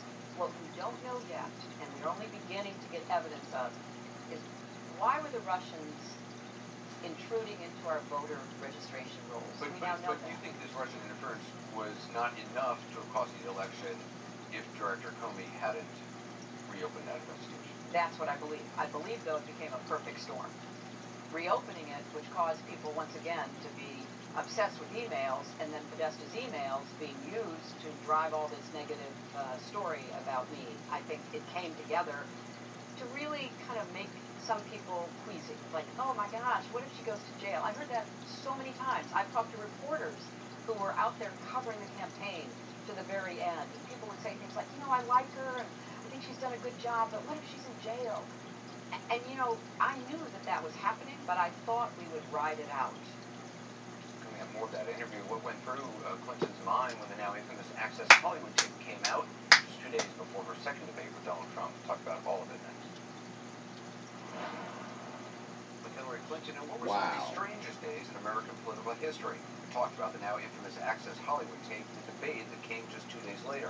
What she had to say about She's both, nailing it on the head, ain't she? How we got there. Hello, how are you? Hi. October 7th, just 1 month before Election Day, this video surfaced. Good. That's better. Much better. Recorded by Access Hollywood in 2005. You know, I'm automatically attracted to people. I just start kissing them. It's like a magnet. But I don't usually. And when you're a star, they let you do it. You can do anything. Whatever you want. Grab by the. I can do anything. 2 days after the tape is released, Donald Trump and Hillary Clinton come face to face in the second presidential debate. Trump's team had gone on the offensive hours before the debate even began, holding a press conference with 4 women, three of whom publicly accused Bill Clinton of inappropriate sexual behavior. The accusers are All of also them guests of honor at the ugly as debate, hell. seated with the Trump family in the audience. The candidates do not shake hands as they enter the stage. When the debate began, the Access Hollywood tape was front and center. This is what Hillary Clinton said about it. I think it's clear to anyone who heard it that it represents exactly who he is. Because we've seen this throughout the campaign. We have seen him insult women. We've seen him rate women on their appearance, ranking them from 1 to 10. We've seen him embarrass women on TV and on Twitter. We saw him after the first debate spend nearly a week denigrating a former Miss Universe in the harshest, most personal terms. So, yes, this is who Donald Trump is. I want to ask you about the second debate, Yeah. which took place 2 days And after. you were there, and I want to thank you. I want to thank you, Anderson. I'm hard on the press, as you know from reading the book in many ways, but a couple of people come in for, good descriptions and praise, and I thought the way you started that debate, what you said in the beginning needed to be said, and I really appreciated that. Well, what you're referencing is my first question to President Trump, which was, describing what he had talked about. He described it as locker room banter, and I said, that is sexual assault, or do you understand that? We wrestled, as a co-moderator, we wrestled with how to handle the Access Hollywood tape. I'm wondering, when the Access Hollywood tape came out 2 days before this debate, did you wrestle with what to say about it? Well, first of all, we were shocked, and we were, totally surprised that something like that existed and that it had come out. And we did wrestle with it because we wanted to let people see it. We didn't want to get in the way of people being able to draw their own conclusions, but we also, wanted to, reference it because I found it very troubling, both personally and politically. Do you understand women who voted for Donald Trump as president, even though they heard what he said on the Access? Do you respect women who voted for Donald Trump after the Access Hollywood? Here's what I would say about that. I think what happened after that tape, which was Isn't she though? coverage, certainly affected a lot of people. And I think a lot of women were very concerned about that. And I knew that it would be tough to, I won women, I won all women, but I lost white women. And I knew that would be tough, but I ended up actually getting more white women's votes than President Obama had in 2012. So this is not just a problem for me, this was a longer-term Democratic nominee problem. So I knew I was going to have to work hard on it. And when that happened, and the way, really, it was a horrific 2 to 3 day story, and then it sort of dropped because, remember, within an hour of that tape going public, WikiLeaks dropped John Podesta's emails. I struggled with that. I thought, why would somebody find what largely I think could be described as boring anodyne emails more significant than words coming out of Trump's mouth? Also at that debate, it was the most tense room I've ever been in for the first 30 minutes, certainly, of the debate.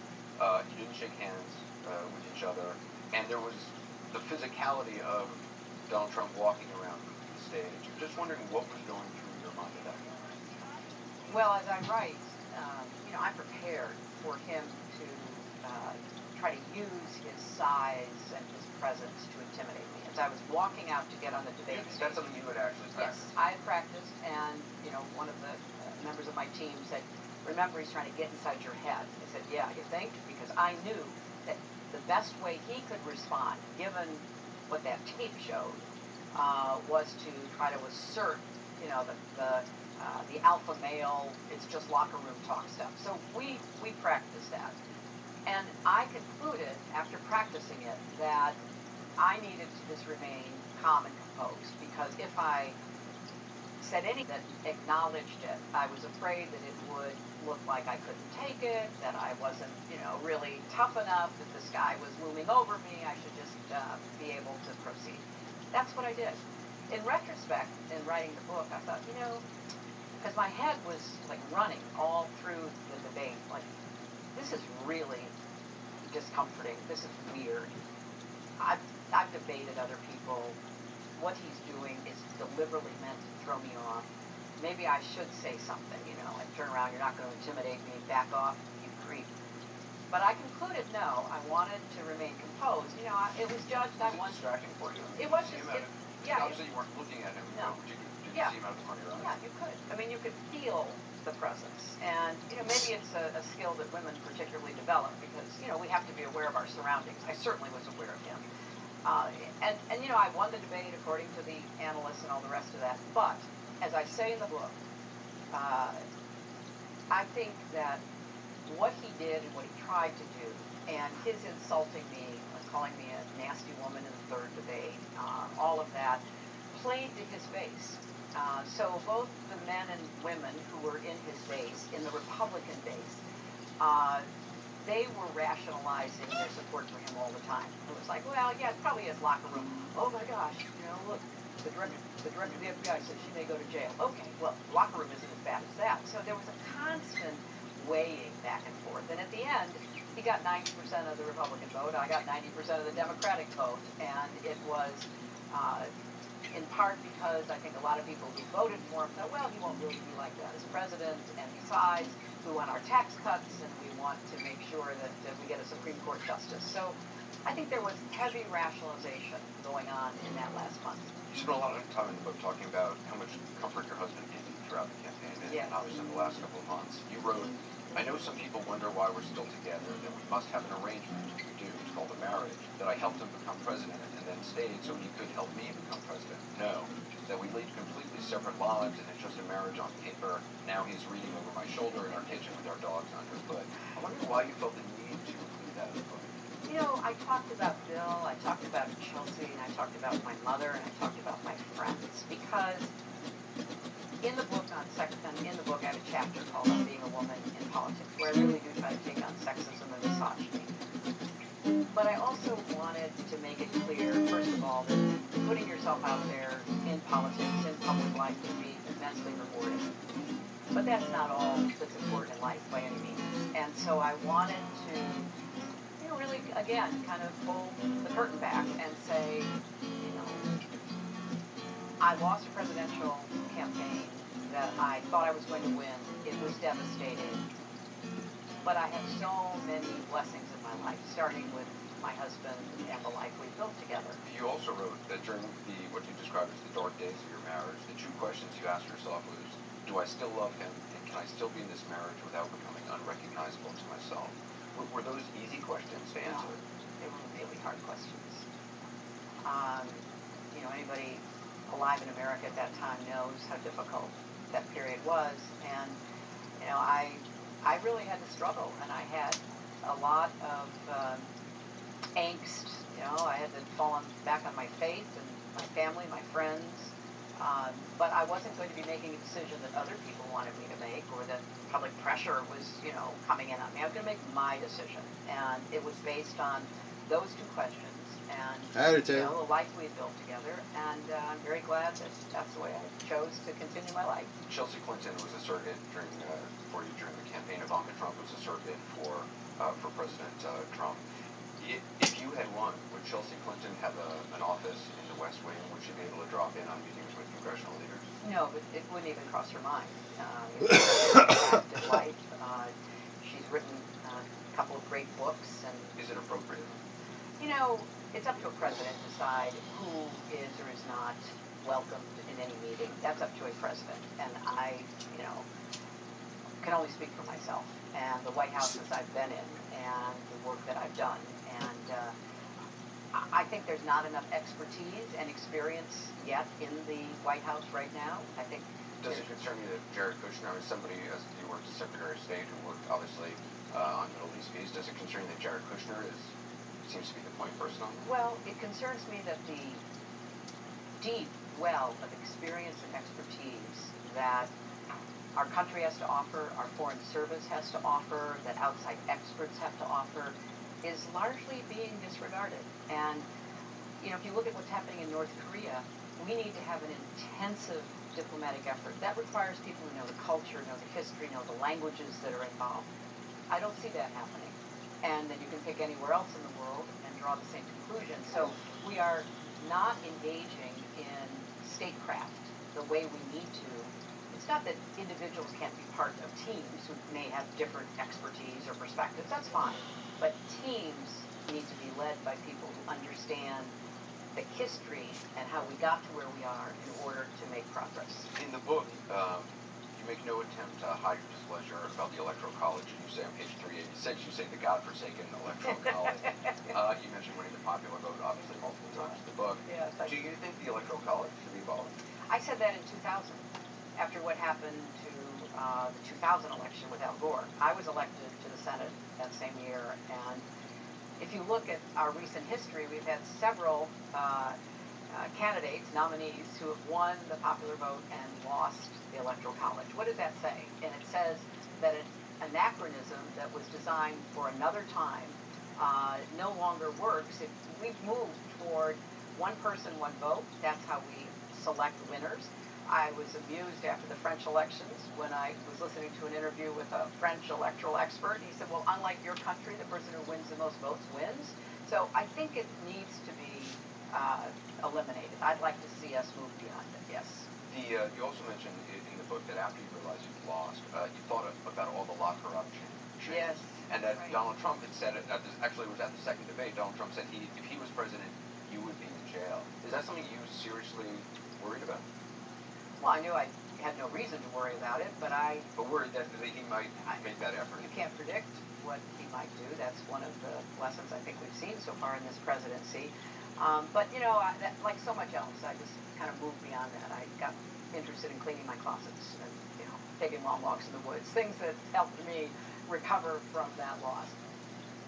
Coming up, Hillary Clinton on Senator Bernie Sanders, the future of the Democratic Party, and whether she thinks that President Trump will run again in 2020.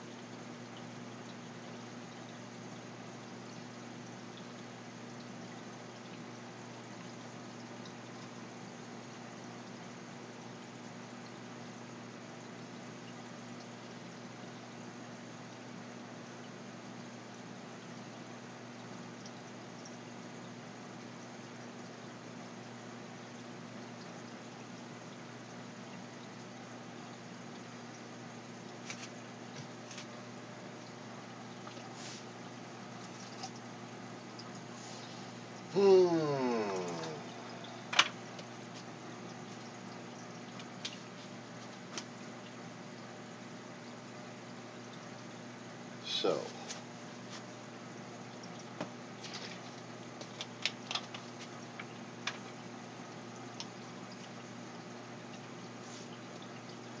and put some stress guard in there.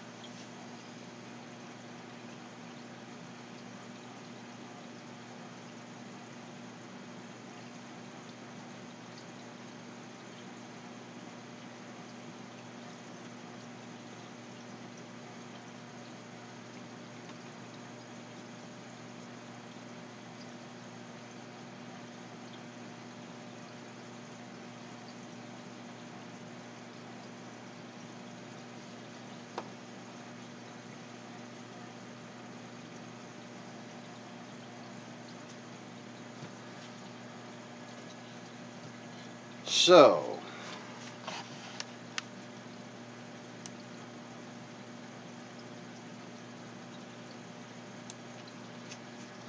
yes, a little big guitar. It's okay, it's okay, you're welcome for the wonderful world. So say it's okay, you're welcome.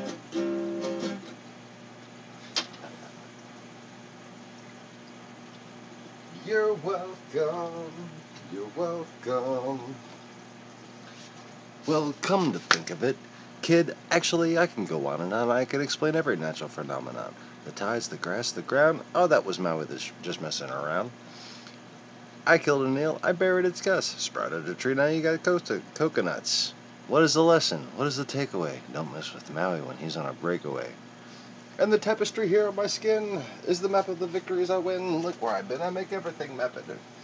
Look at the human in Maui just hippity hop, hop, hop, hop, hop, hop. Hey, it's okay, you're welcome for the wonderful brine shrimp food. Alright, that was horrible. I should have known better. I really should have known better.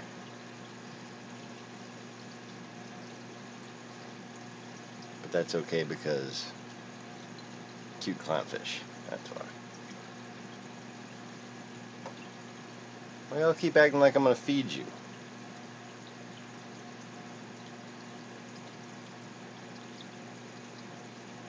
I'm not going to feed you. I already fed you. Look at you, you're fat. Look at your big fat bellies. Both of you. Look, you're pooing. You've got so much food inside you, it's just bursting out of your butts. I'm not feeding you anymore.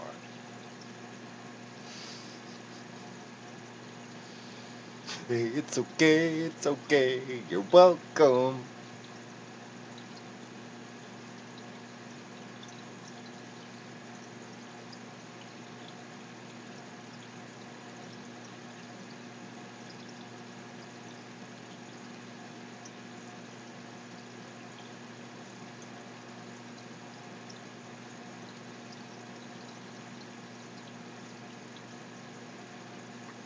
Hold up. Thermite nanotech? Nanotech wasn't around yet. Like, they weren't even close to nanotech yet. First of all. Second of all, thermite doesn't require nanotech. Thermite's just thermite. And it's been used for almost 100 years.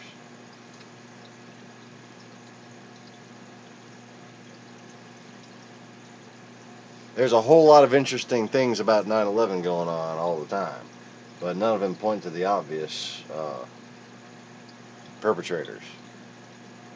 Vladimir Putin and Donald Trump.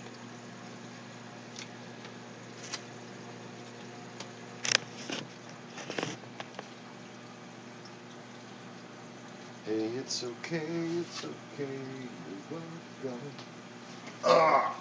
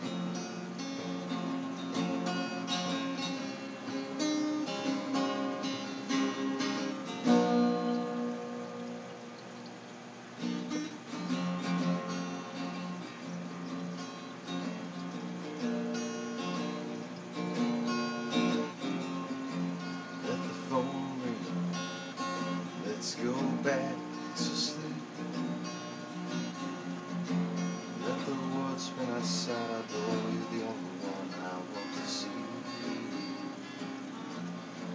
Tell your boss you're sick. Get back in, I'm getting going. Get over here and warm my hands up.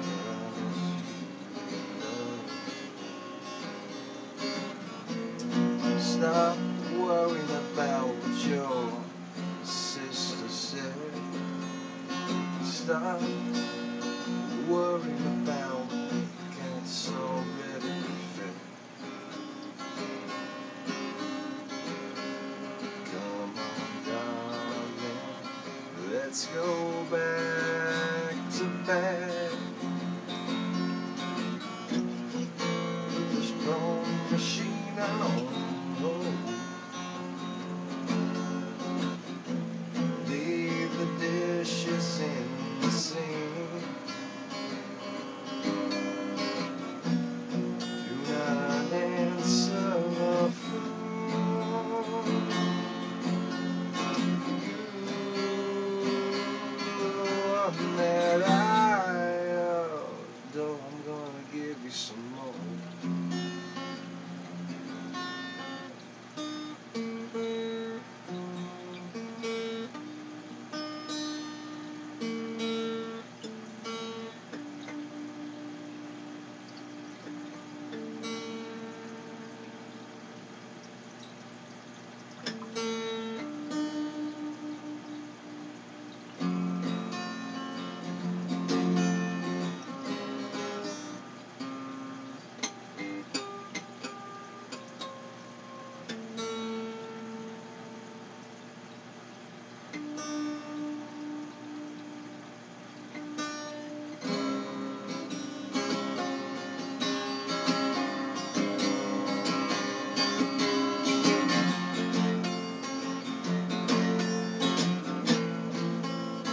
Phone machine on hold.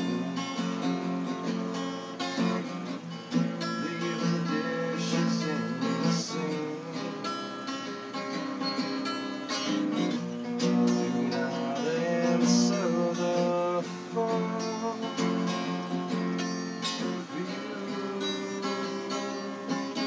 You I adore, I'm gonna give you some more.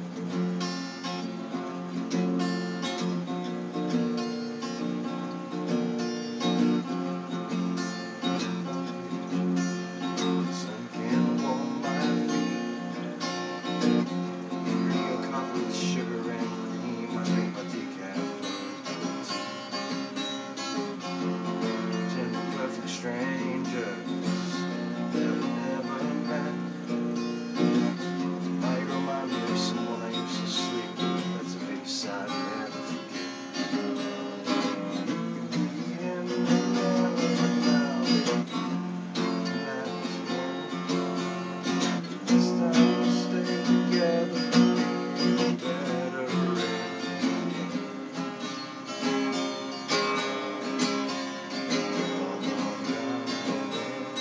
Let's go back to bed.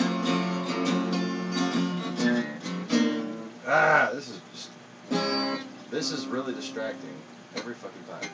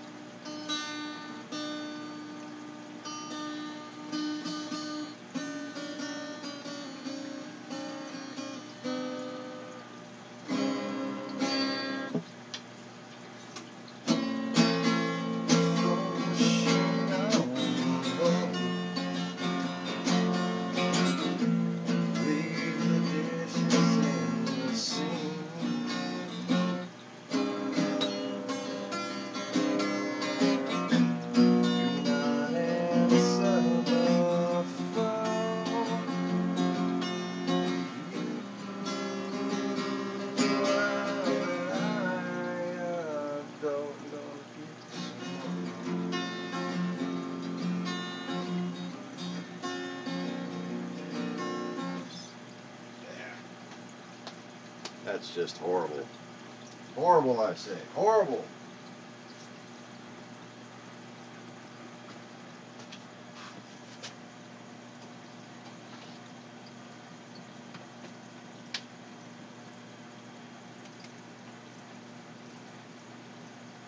You talking about the clownfish or the thermite nano?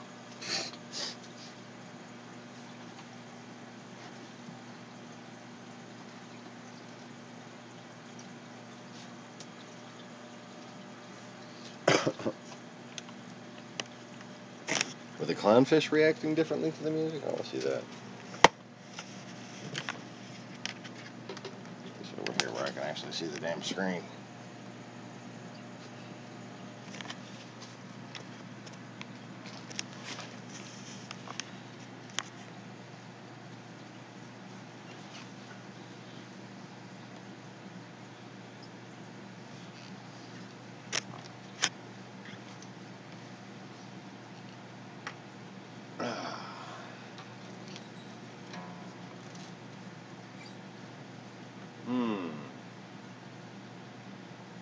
I think it's chick music night. How about that?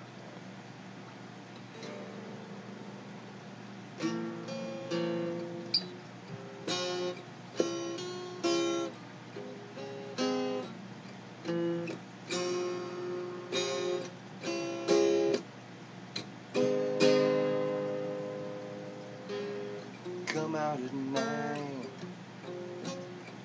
That's where the energy comes and the dark side's light and the vampires roll.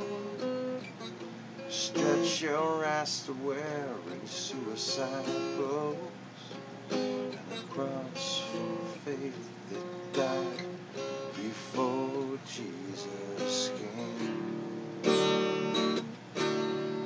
Building a mystery.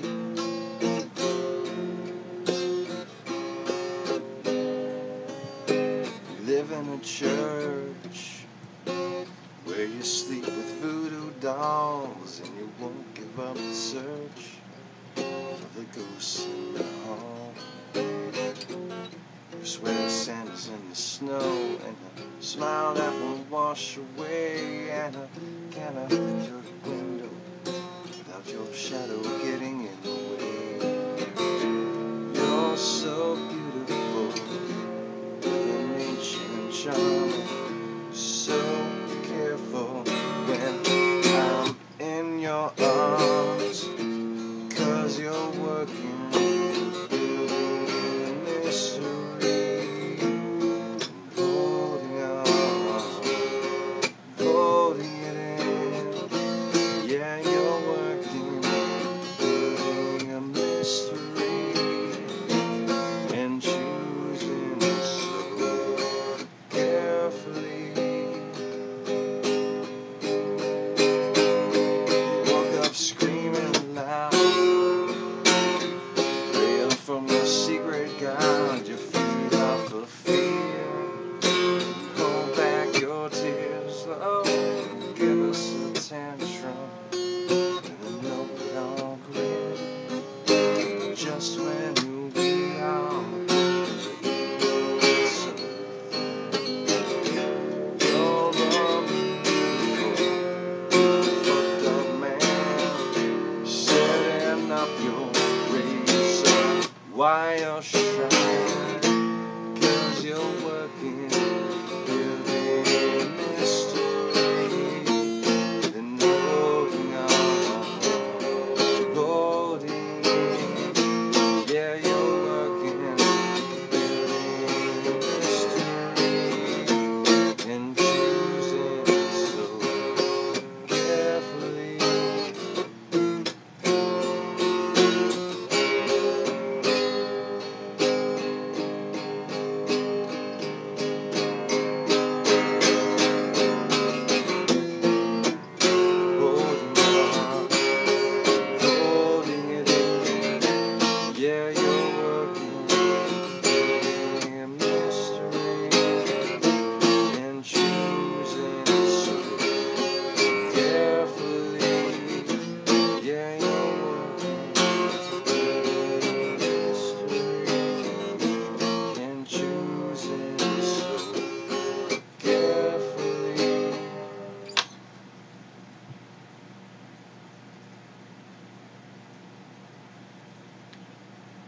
building a mystery.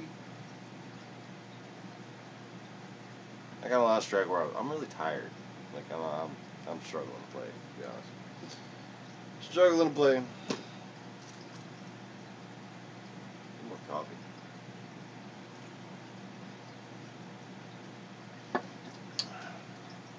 I love that song.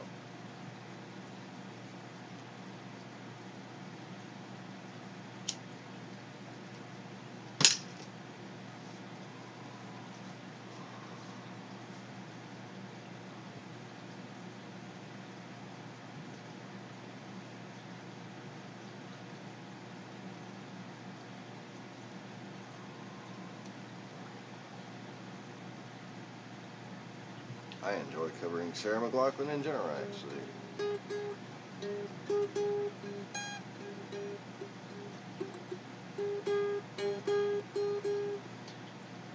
I must apologize for the amount of stuttering and like mispronunciations that I do, because like I'm not only like remembering times in a long time, but like my mouth is shaped different because I've had so many different fucked up things happen with my teeth. Between my wisdom teeth came in since I've performed. You understand that? All these teeth impacted and crushed. That's since I've performed. I haven't. Nothing. Just what y'all got, you know, videos.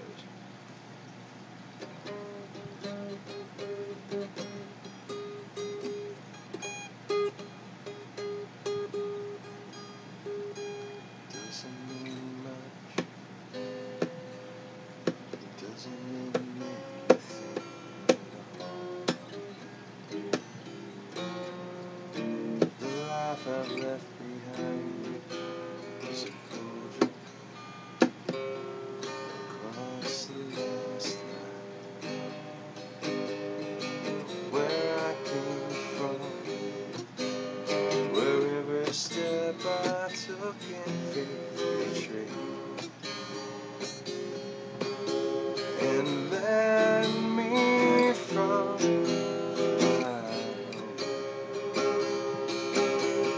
sweet.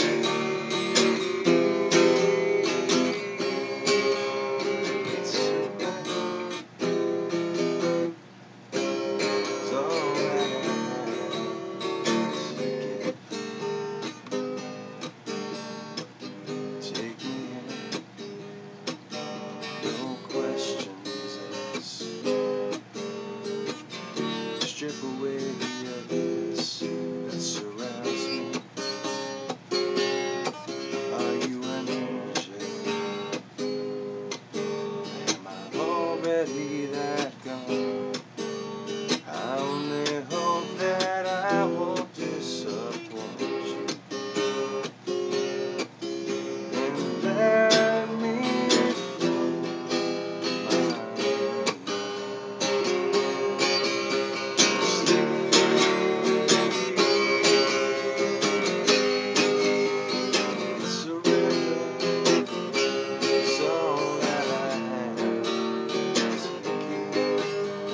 got the chords right that time.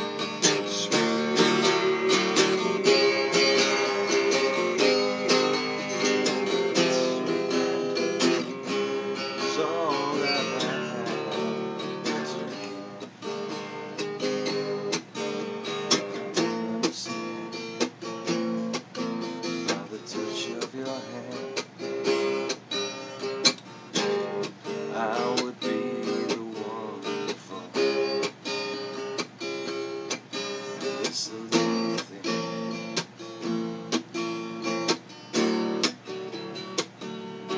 I miss everything about you.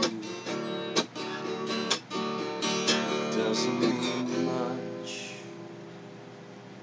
It doesn't mean anything at all.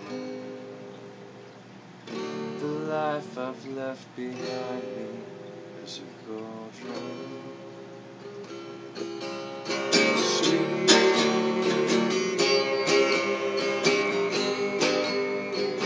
So random. It's all that I have. Sweet.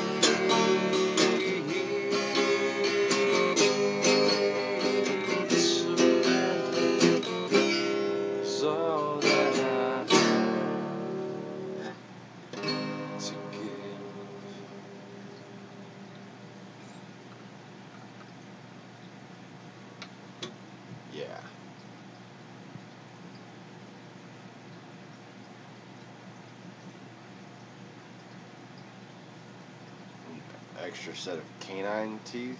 That's quite common, actually. I've known a couple people like that.